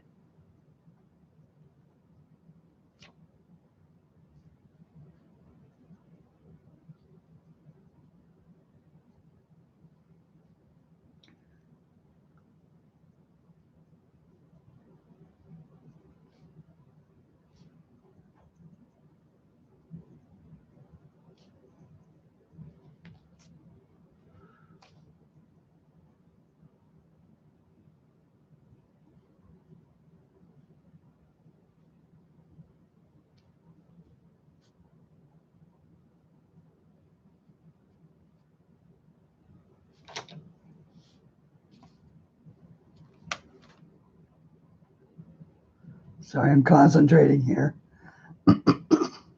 Oops.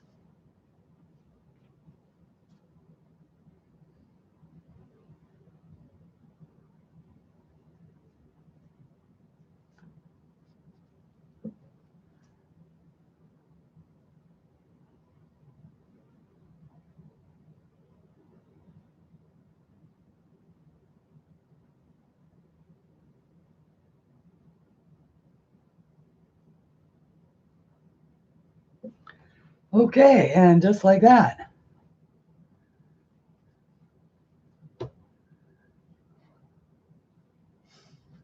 Um,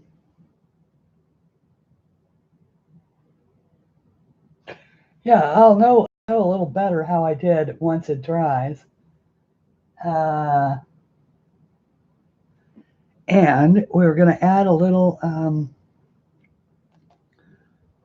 bit of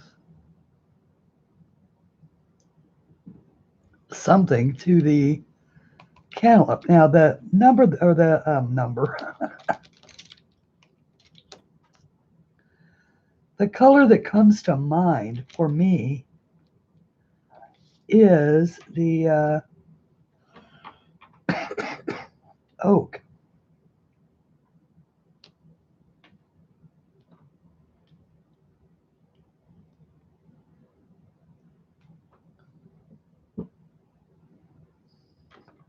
That isn't it.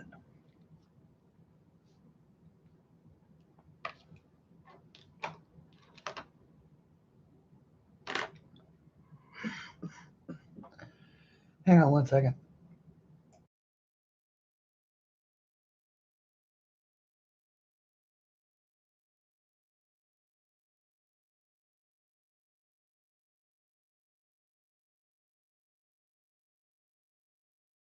Oh, sorry about that. Okay, well, I lost my oak pencil.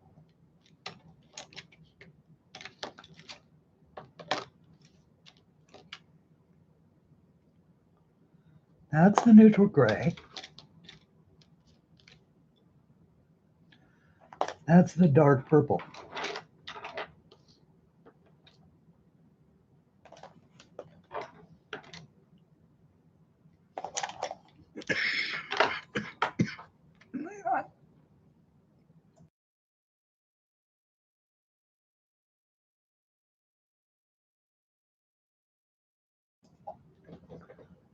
All right, I'm going to try and get through this without coughing. So if I don't talk for a second, that's why.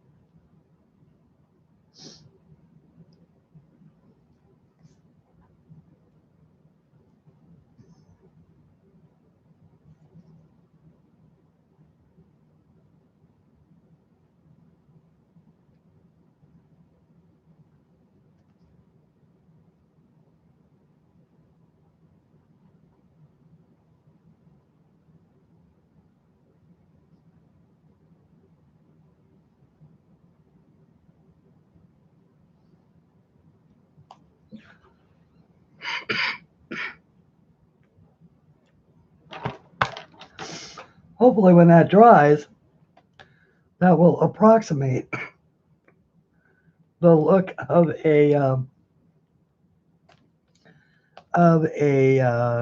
cantaloupe. And if not, I'll throw a layer of white over it and dull it back down again. Nika, me, and Aunt, we have so much in common. Well, yeah, that's why you all like me. Uh, that's why. That's why you're all such lovely folks. I'm kidding, of course. Right. Okay. Now, of course, that I've coughed and had a fit. Now it is technically time for me to to sign off.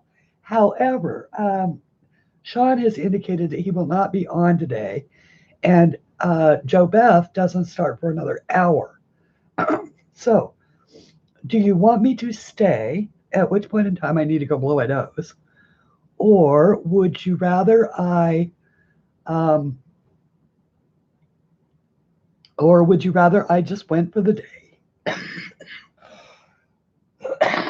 And you can do what you want. Now, it won't hurt my feelings either way. So if you've got something else to do, obviously go do it. Sean is in Bath. He is. I had no idea. Oh, good. So he's there with Nanamo. Nanamo is in Bath today, and she's going to be there through Monday. They were at the Coloring Heaven event with Sammy and a bunch of other people. And yes, I am jealous too, because it looks like it was just a really fun time. Nanamo said that Jasmine Griffith Beckett Beckett Griffiths was great, and she even did the class with them. So it wasn't actually taught by her, even though it was on her art. It was a different artist who taught the class, but Jasmine was actually there, and yeah, it was all. Oh, okay, so he wasn't there. I didn't think he was. I think he's just not feeling well. I think that's why he's not going to be on tonight. Okay, well, in that case, then let me. That was the other question that I wanted. Are my mods okay to stay? And if not, then I was, going to accommodate that as well. All right, I will be right back then. Let me go blow my nose and, pee. And I'll be right back.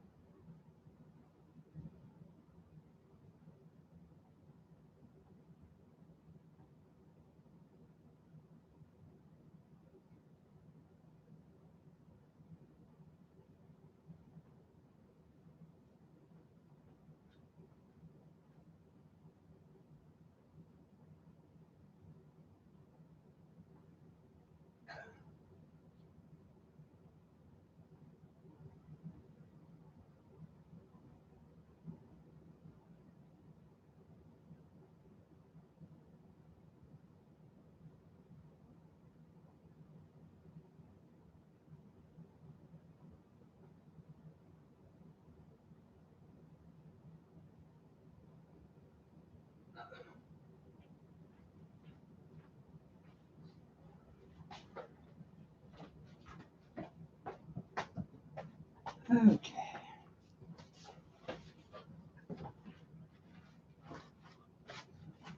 Okay. So now, what is it that we call when we have to take a break for the ladies' room? We call it "Let me go for some more coffee."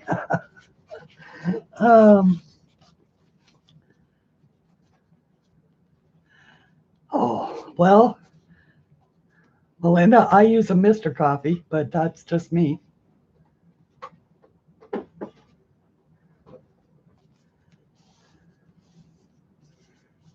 I like the price point on them, and they brew a nice pot of coffee. And of course, I never got a Keurig because I drink coffee by the pot, not by the cup. Okay. Okay, so now, in that case, then let us continue on. We do have a lemon yellow. Ooh, a French press. I love a French press. They do make excellent, excellent coffee. But I used to have one, but I only used it on sort of special occasions. I found it somewhat cumbersome to use for every day, mostly because, again, I drink coffee by the pot, and generally you can only make a couple of cups worth. This is the Sherbet Lemon, and it is primarily, it is what I would term a neon color, but I think it's perfect for this lemon for an undertone.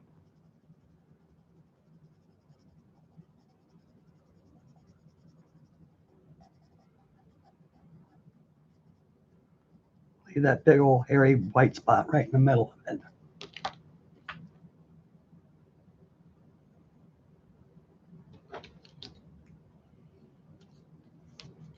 Yeah, Mr. Coffee, it's, reliable, it's efficient, it's got I have the one that's got the, delayed brew, so you can set it to come on. I loved it back when I was working, and I could, set it so that the coffee would be all brewed when my alarm clock went off. Now, of course, one of the things about my last husband that really endeared him to me was he would have a hot cup of coffee sitting on the dresser before he woke me up.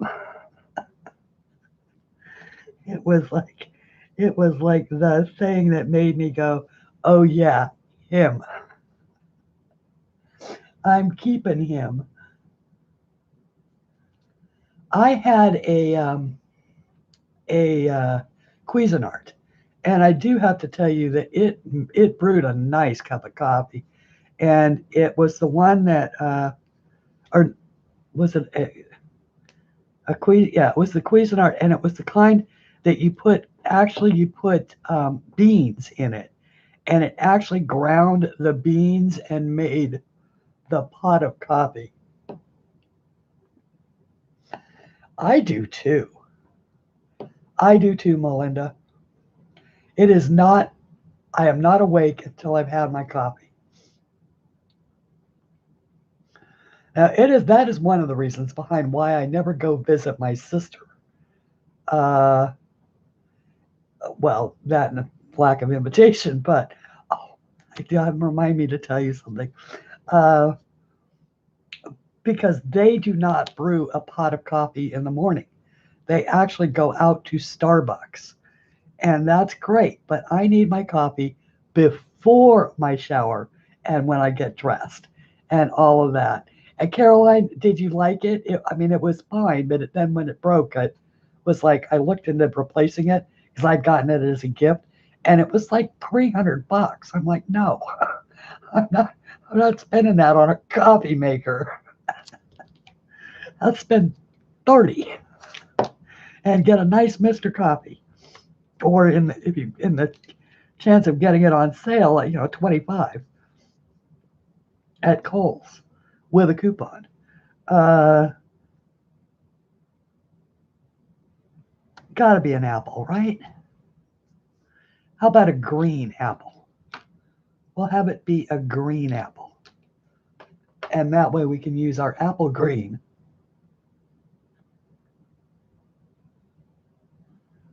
Local coffee house, we're going way better. Yeah, exactly. Until the grinder broke. And then it's like, now you have a separate grinder and you buy the whole, yeah.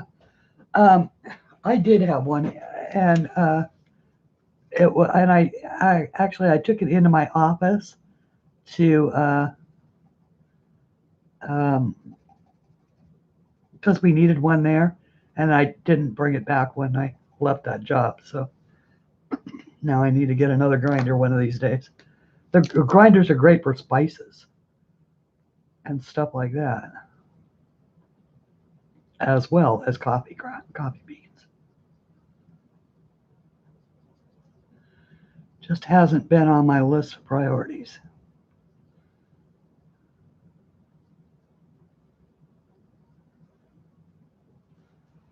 Okay. So, and then maybe the other one is an orange. How about the other one can be an orange?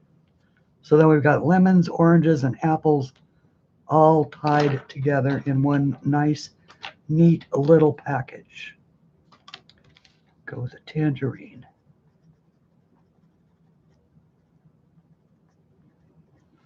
And I want a golden yellow for the undertone on this as well.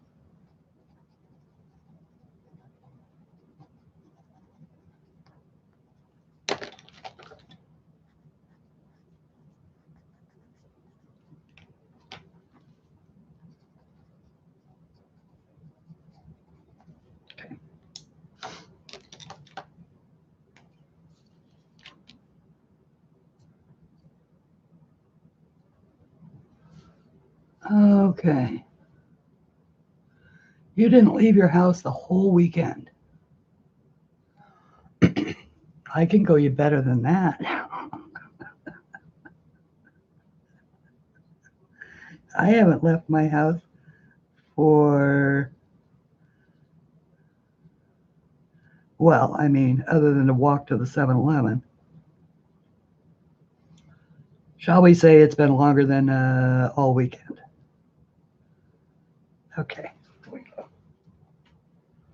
So there's an orange and a nice green leaf. Let's go with the leaf green.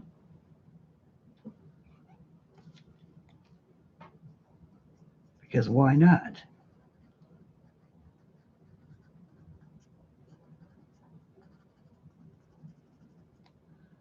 That was dumb. That was dumb, Christine. Don't be dumb.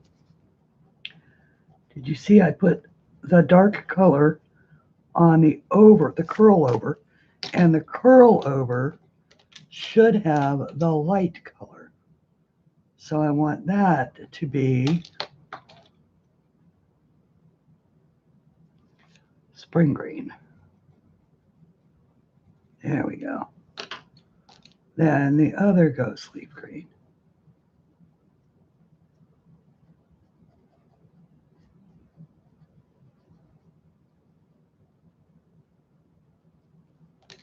And back to the spring green for the wide open center of that leaf.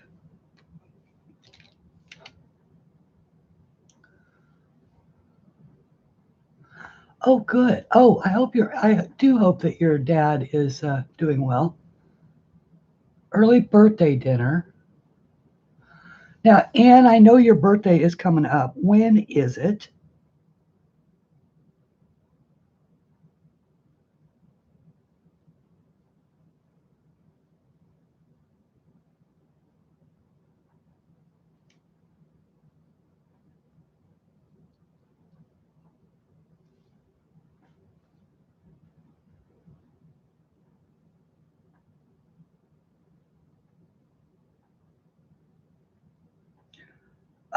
Yeah, Shara. Especially for such a little dog. And they can run into the street so fast.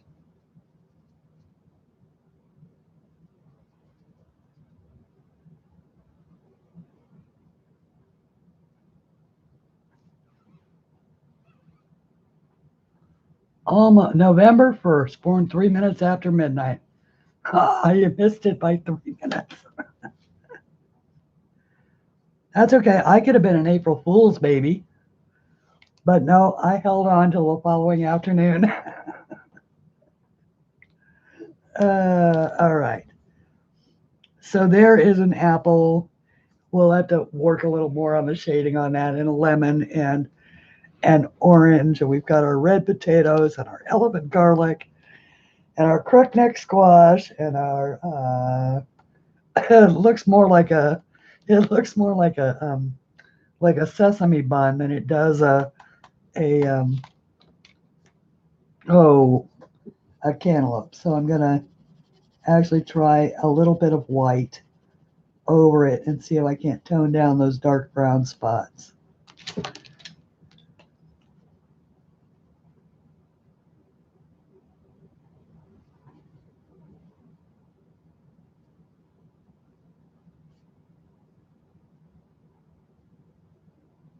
When that dries, it's probably going to be a little bit more opaque anyway. And then we still have to work on our pomegranate there. And I want the dusky purple. Is that right? Dusky purple? Just trying to check. Yep, dusky purple is the color that I want for the inside. I want to go darker, but not, or darker than it is, but not as dark as the outside.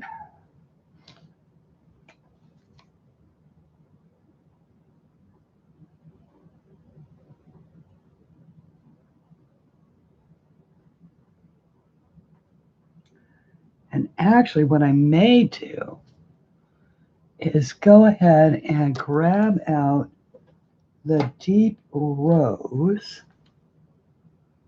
because it's hard to go wrong with that.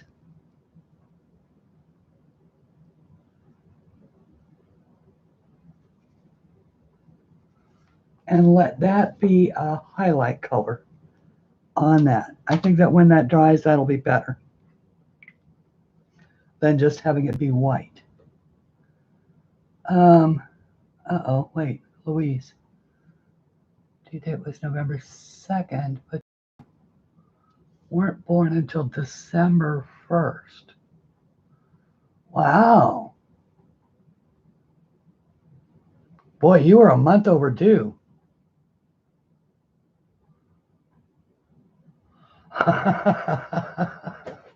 Either that or the doctor got the due date wrong.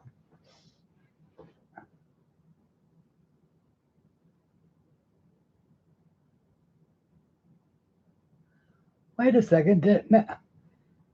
Oh my goodness. Deb, I'm so sorry I missed your birthday, hon.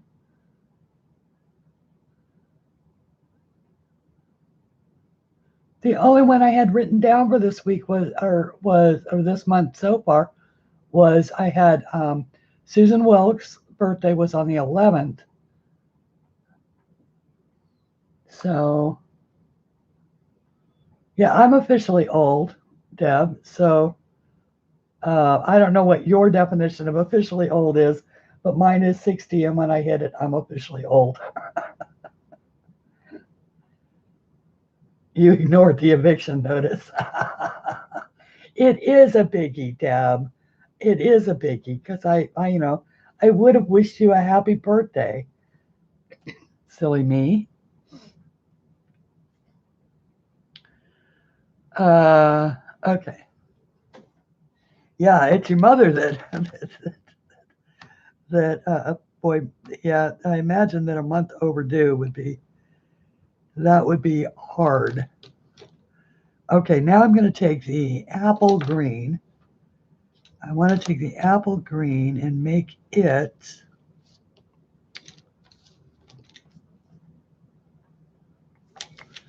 this kind of frondy thing, since I don't know what this frondy thing is.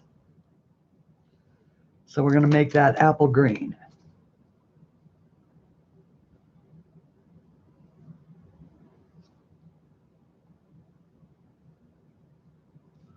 Just to give it a color.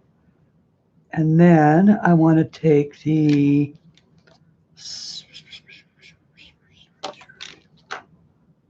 one of these greens will be fine. No, that's the oak.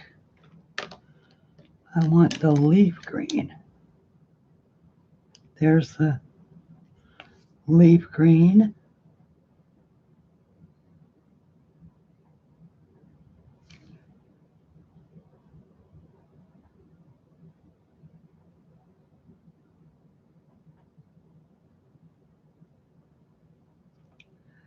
Do that one.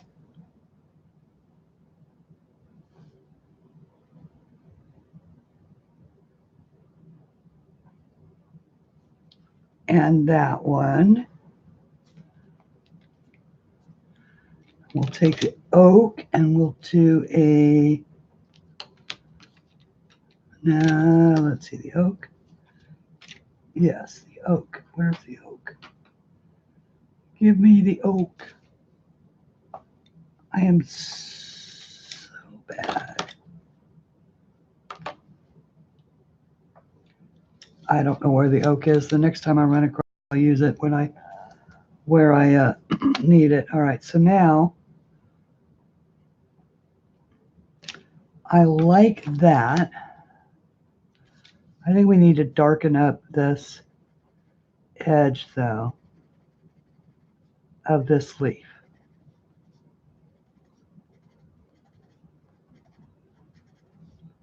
Working out my details now.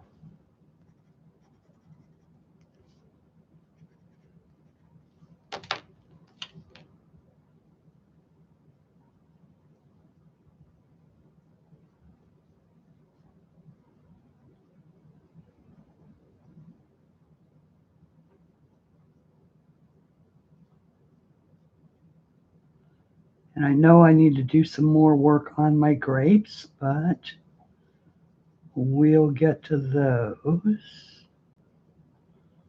Or I will. Maybe not on stream, but okay, so that's a little bit better. Well, hi, Kat. How are you?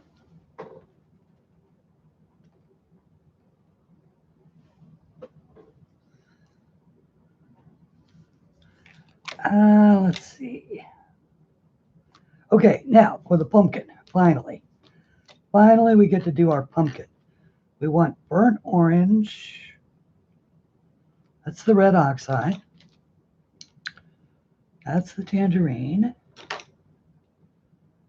That's the burnt orange. Okay. So now we want the burnt orange.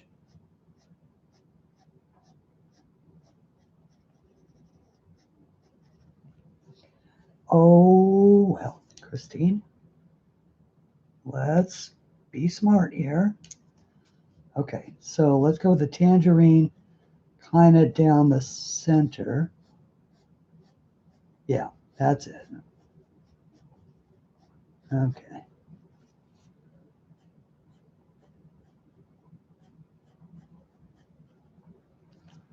Well, I'm also going to call in the golden yellow for this little exercise.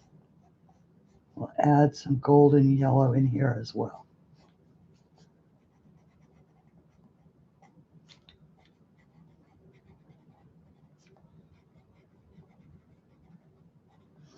Just as an undertone.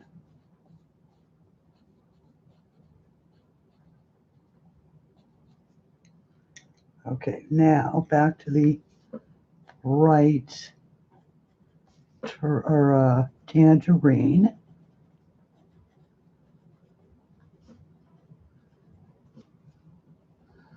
I always feel like I'm coloring with wild abandon when I use my INKTENSE. I think I use them differently than a lot of people do. I don't really fuss with them very much.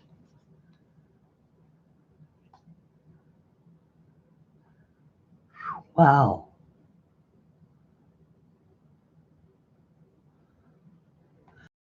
My dear friend, I was there when her first baby was born, and Nikki's father was a big guy, and Nikki weighed 10 pounds, 8.5 ounces when she was born.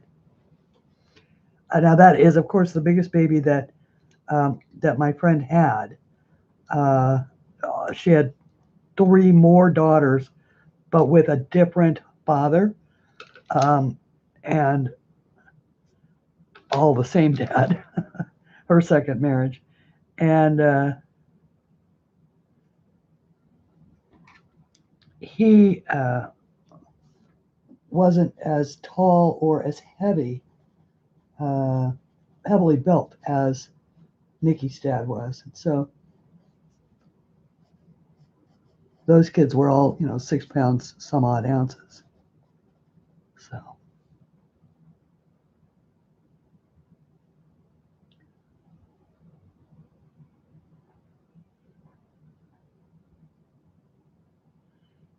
Absolutely. Well, yeah, and your mom is Japanese. Is that your Anne? Yeah, and so she is tiny. Anyway.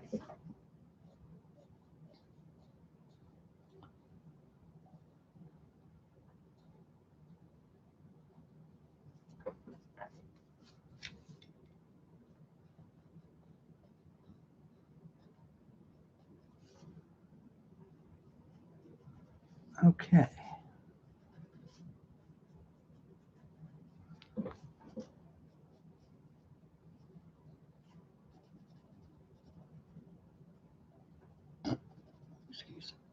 Sorry about that. Okay. Now let's give it a try and see how we did. Little turkey.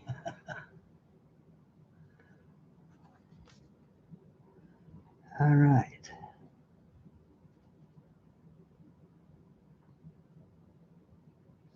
Now see, I'm sort of staying away from the centers or the darker parts just yet. I'll get to those.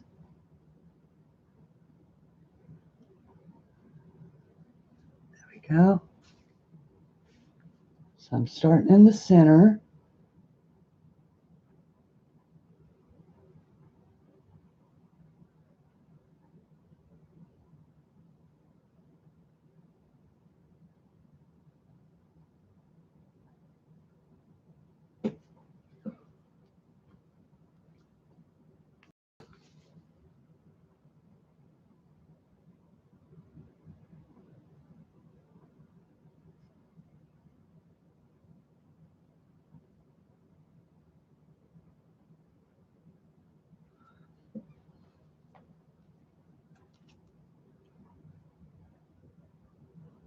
From the centers. Oh.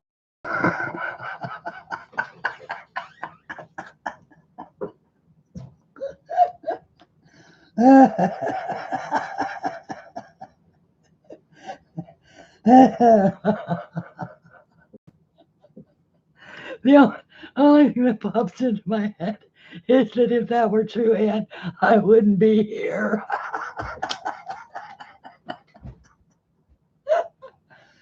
Oh, goodness gracious. Shame on me. The center. Yes, I'm staying away from the centers. And actually, I'm not. I'm going right through the centers.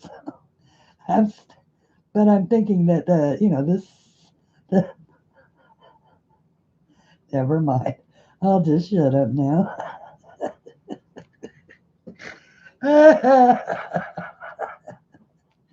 Oh, I love to laugh. Oh, thank you, Pat. That's so fun. And thank you. I haven't laughed like that in a while.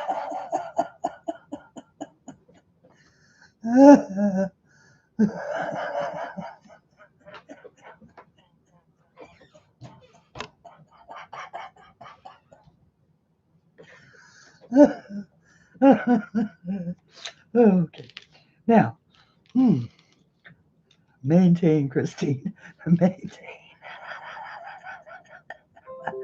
Stay away from the sinners.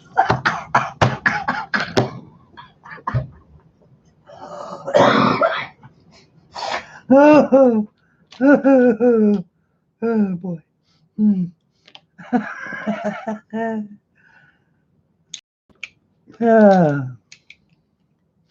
Okay. Oh, let's see. I've got a fern. That might work. I've got an oak. That also might work. And I've got a, oops, hang on. Somewhere near, I've got a saddle brown. That probably will work. And we'll go also with a spring green. That's a sherbet lemon. Why do I keep picking up the sherbet lemon thinking it's green? There must be something wrong with my eyes today. I had a huge change of heart. Thank you, Anna.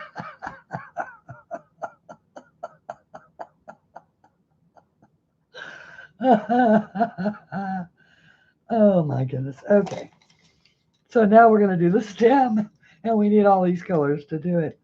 We're going to start just sort of in the center with a little lighter green, and maybe like that. And then we'll put some brown in, kind of up there and maybe around here, because they're starting to dry out. And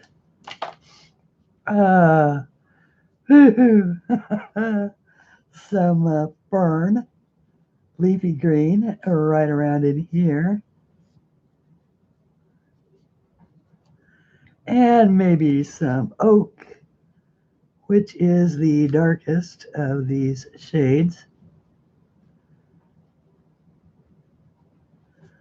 around in here.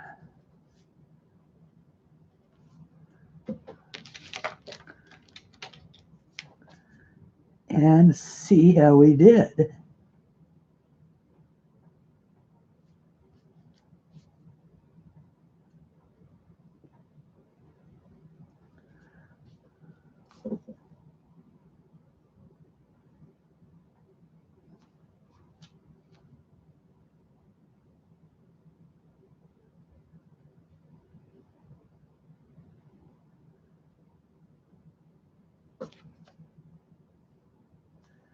Okay. So now,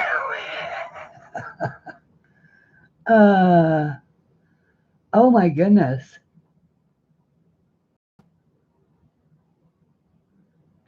That actually is a big deal, Deb.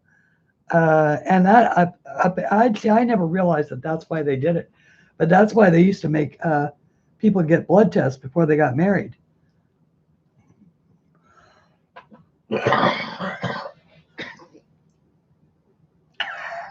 Thank you, Anne. Hang on a second, guys. I'm going to mute you so I can cough.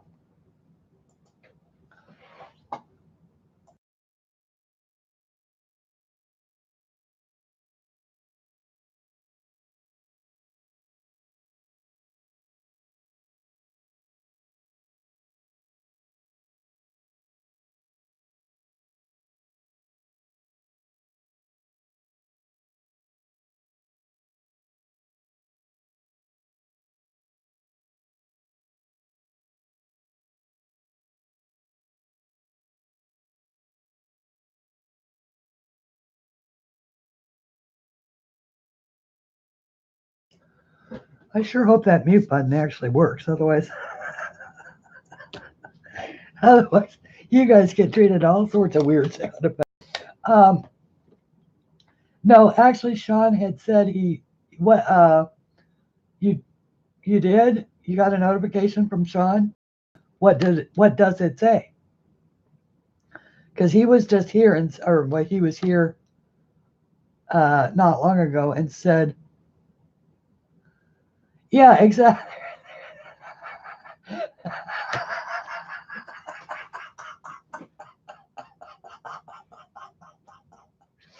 Oh, Caroline, if only that were true. Oh my goodness. Thank you, Mousy Deb. Yeah, Sean had said that he wasn't going to go live today because he's going to go tomorrow night instead.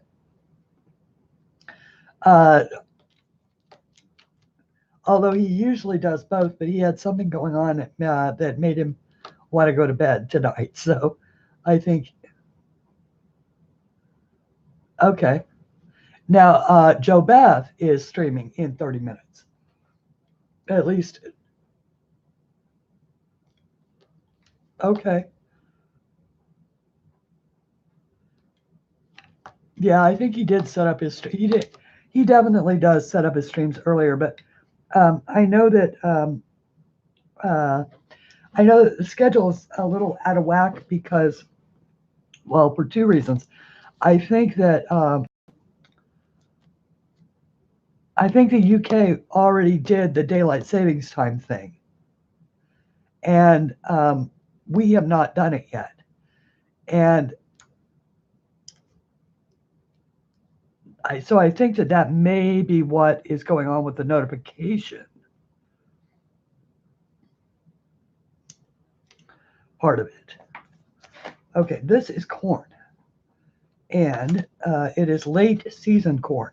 So we are going to make this corn, the kind that has the black and brown and all of that. But in order to do that, we need to first make it yellow. So I need corn yellow, which is going to be cadmium yellow, and I already have that out somewhere. I do believe cad yellow. That's golden yellow. Cad yellow. Yes, cadmium yellow. So we'll make this cadmium yellow to start out with. And then we want our corn. We're going to start out with apple green. Mix that with spring green.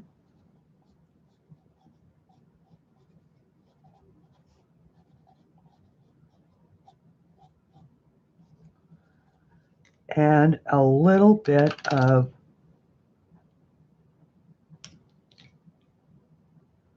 fern green. Actually, no, not fern green. For this, I want light olive. Okay, light olive.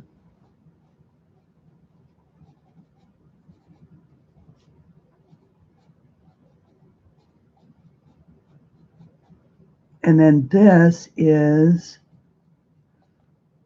the stuff. So it is going to be a little bit of amber. That's the corn silk is the stuff. A little bit of amber.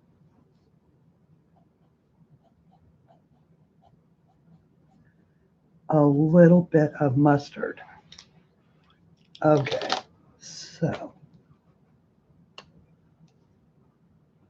Yeah, we don't change until I think November 3rd is what, or November 3rd is daylight saving time ends.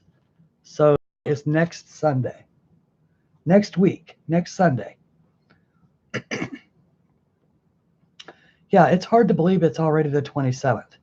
So there's only 4 more days left of this month after today. So Anne, your birthday is coming up on Friday.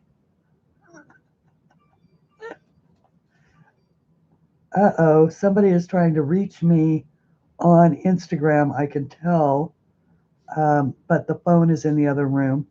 Let me go grab it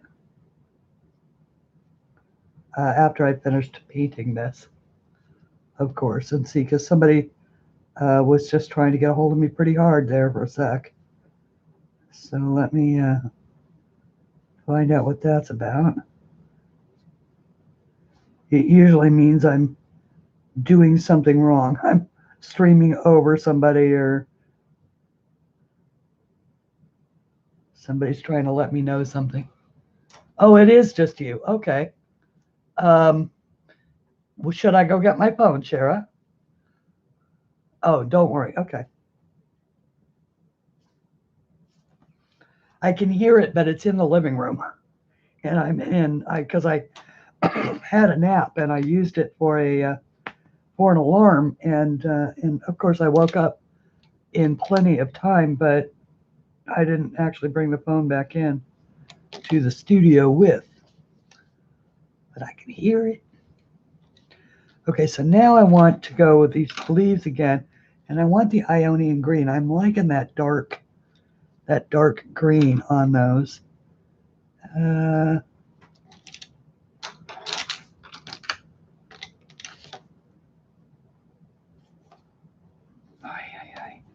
Just going to trust that it is the Ionian green.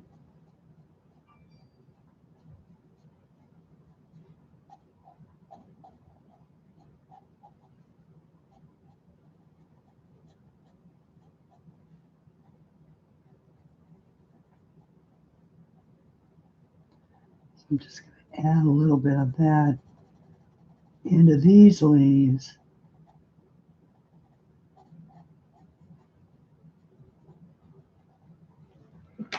And a little bit of spring green, just to lighten them up just a tad.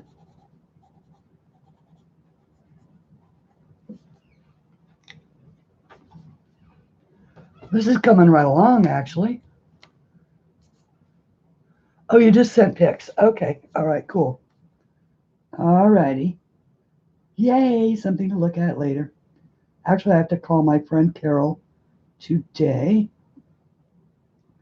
find out how she's doing. She's the one who's been so sick, so I've been neglecting her all week after talking to her every single day. And then oh, I know what I was going to tell you. Sorry. So I'm on my family's shared uh,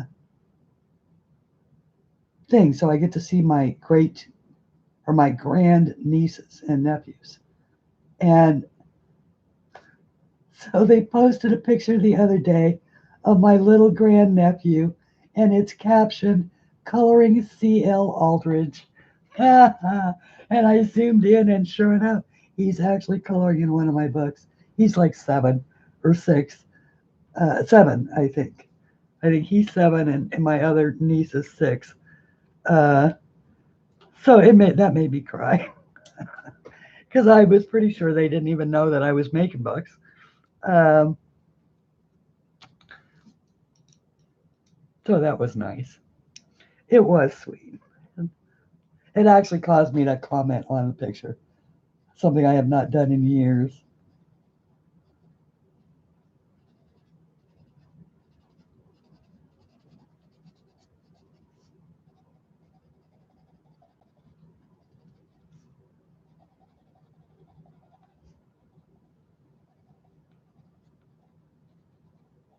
All right, now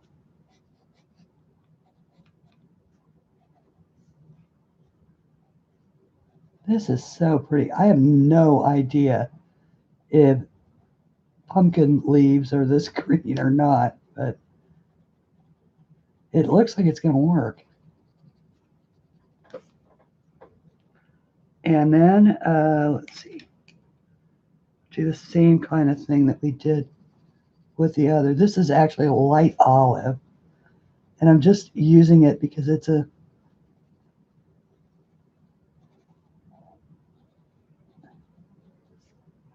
because it'll work. That's why. And then back to the spring green.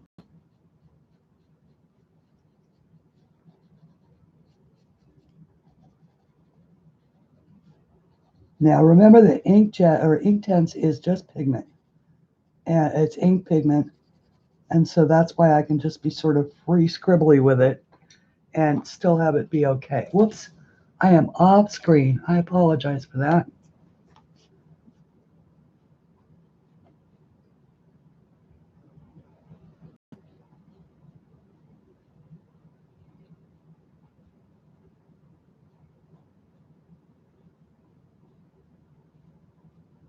And I'm just barely touching and only going one direction toward the lighter end, so toward the center of the leaf. Of course, now I'm at a point where I need to move stuff so I can flick my wrist back. For some reason, I need to have my hands out here in order for me to flick my wrist on my drawing hand back. That hardly makes any sense at all. There we go.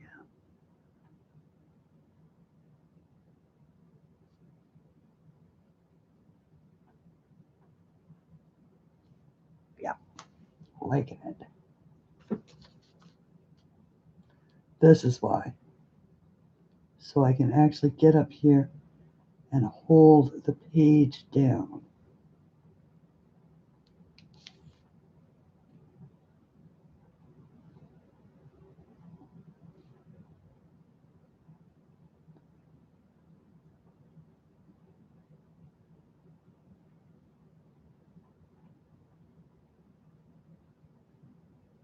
Okay. Yay.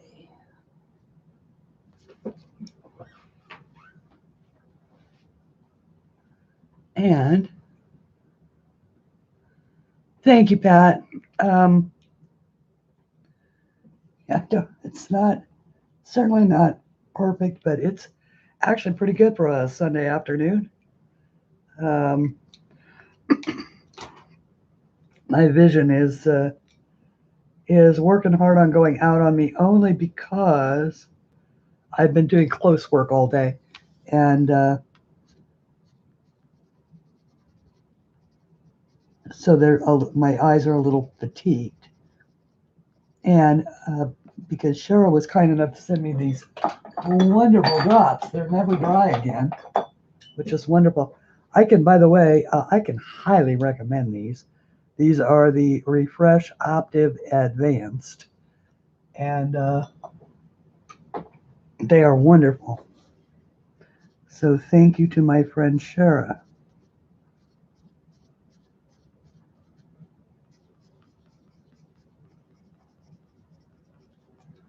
Okay, now we're going to forego the olive and just go with the spring green on this.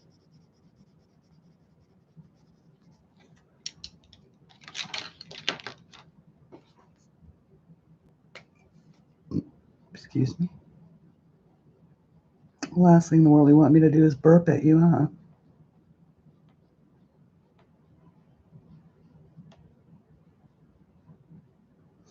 Or more to the point, the last thing in the world I want to do is burp at you.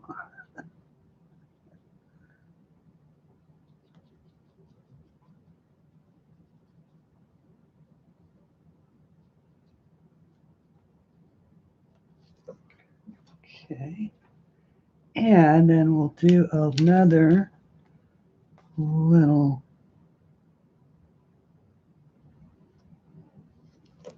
that one was apple green and this one is spring green. Okay. All right, 2 more leaves and a wheat stalk. 3 more leaves and a wheat stalk. I have enough time. Yes, I think I have 10 minutes.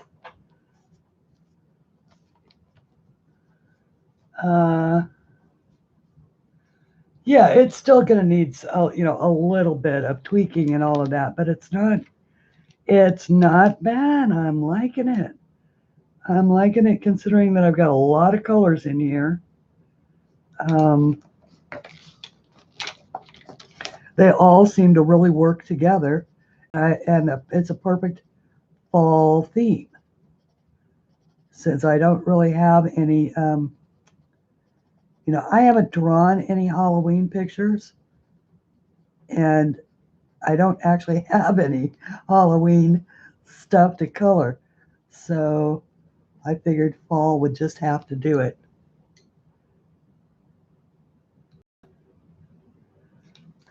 Okay, so now this is a little bit of light olive. Okay, and then the spring green in the centers. And thank you to those of you who have stuck with me for all 3 hours. Today, once again, I am only on because the fact that Sean is not on. And I do know that when we all return to where we're all on daylight savings time or off daylight savings time, it usually goes Sean at 4 o'clock Eastern Standard, and then Joe Beth, I believe, starts at 5 o'clock Eastern Standard. And then she and Sean are on at the same time for about an hour.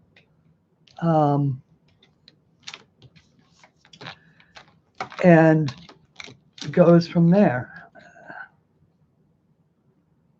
I'm going to try and finish this here before we run out of time. See if I can be quick about it.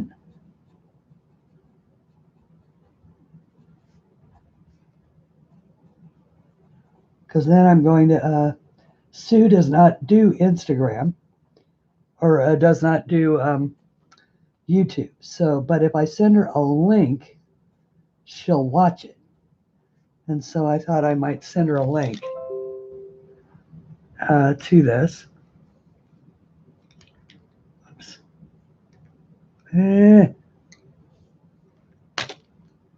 My light olive. Is this my light olive? Oh, Fiona Art just posted a new video. Always good to watch. I love my Fiona Art. All my acrylic pour ladies. Yeah, it is so much. Yes. And that's, oh, look. Yeah, it's, I just got the notification for Sean as well. So I'm guessing that if the UK is already an hour later, instead of it being, see, 5 plus 5, instead of it being 10, it must be 11 o'clock there right now. Is that right? Anybody in the UK? Is it 11 o'clock? When is my birthday? It's in April. I missed being a April Fool's Day baby by about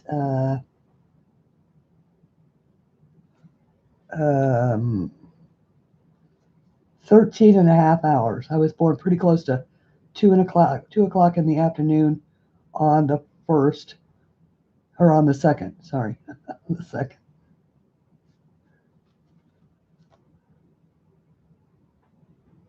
To my mother's eternal delight. Or so she said. She said she was glad I was not born on April Fool's Day.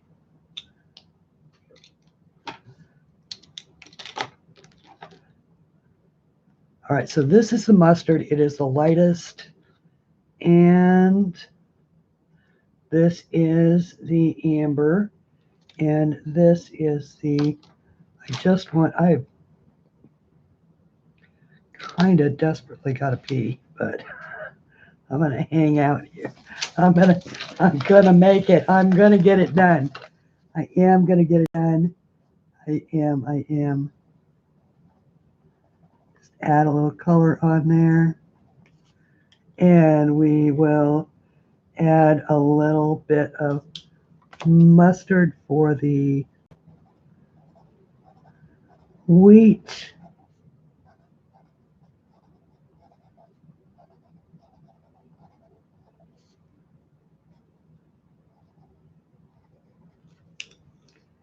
And we need to actually add a little more green.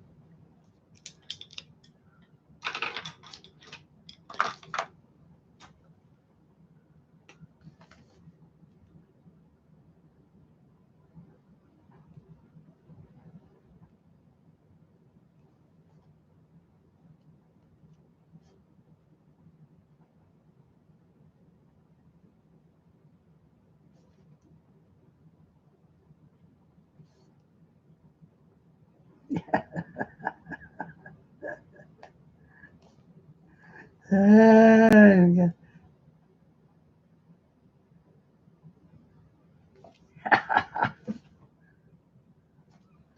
Ha ha ha. Ha ha.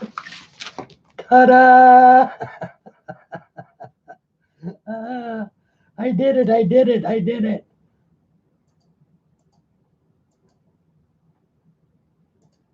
There we go. Yay! Yes, so you are an hour ahead right now. All right, so Caroline, all right, so now then third, then we all switch back. So that's normally that is how the schedule goes. So I suspect that if JoBeth is going to go on at her regular time, it won't be for another hour from now. So obviously I did not get a chance to do a background or anything about like that, but I do have to say that I had a ball coloring this, and I missed something in the upper left.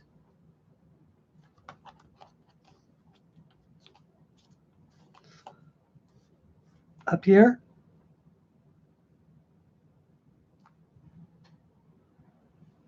upper left.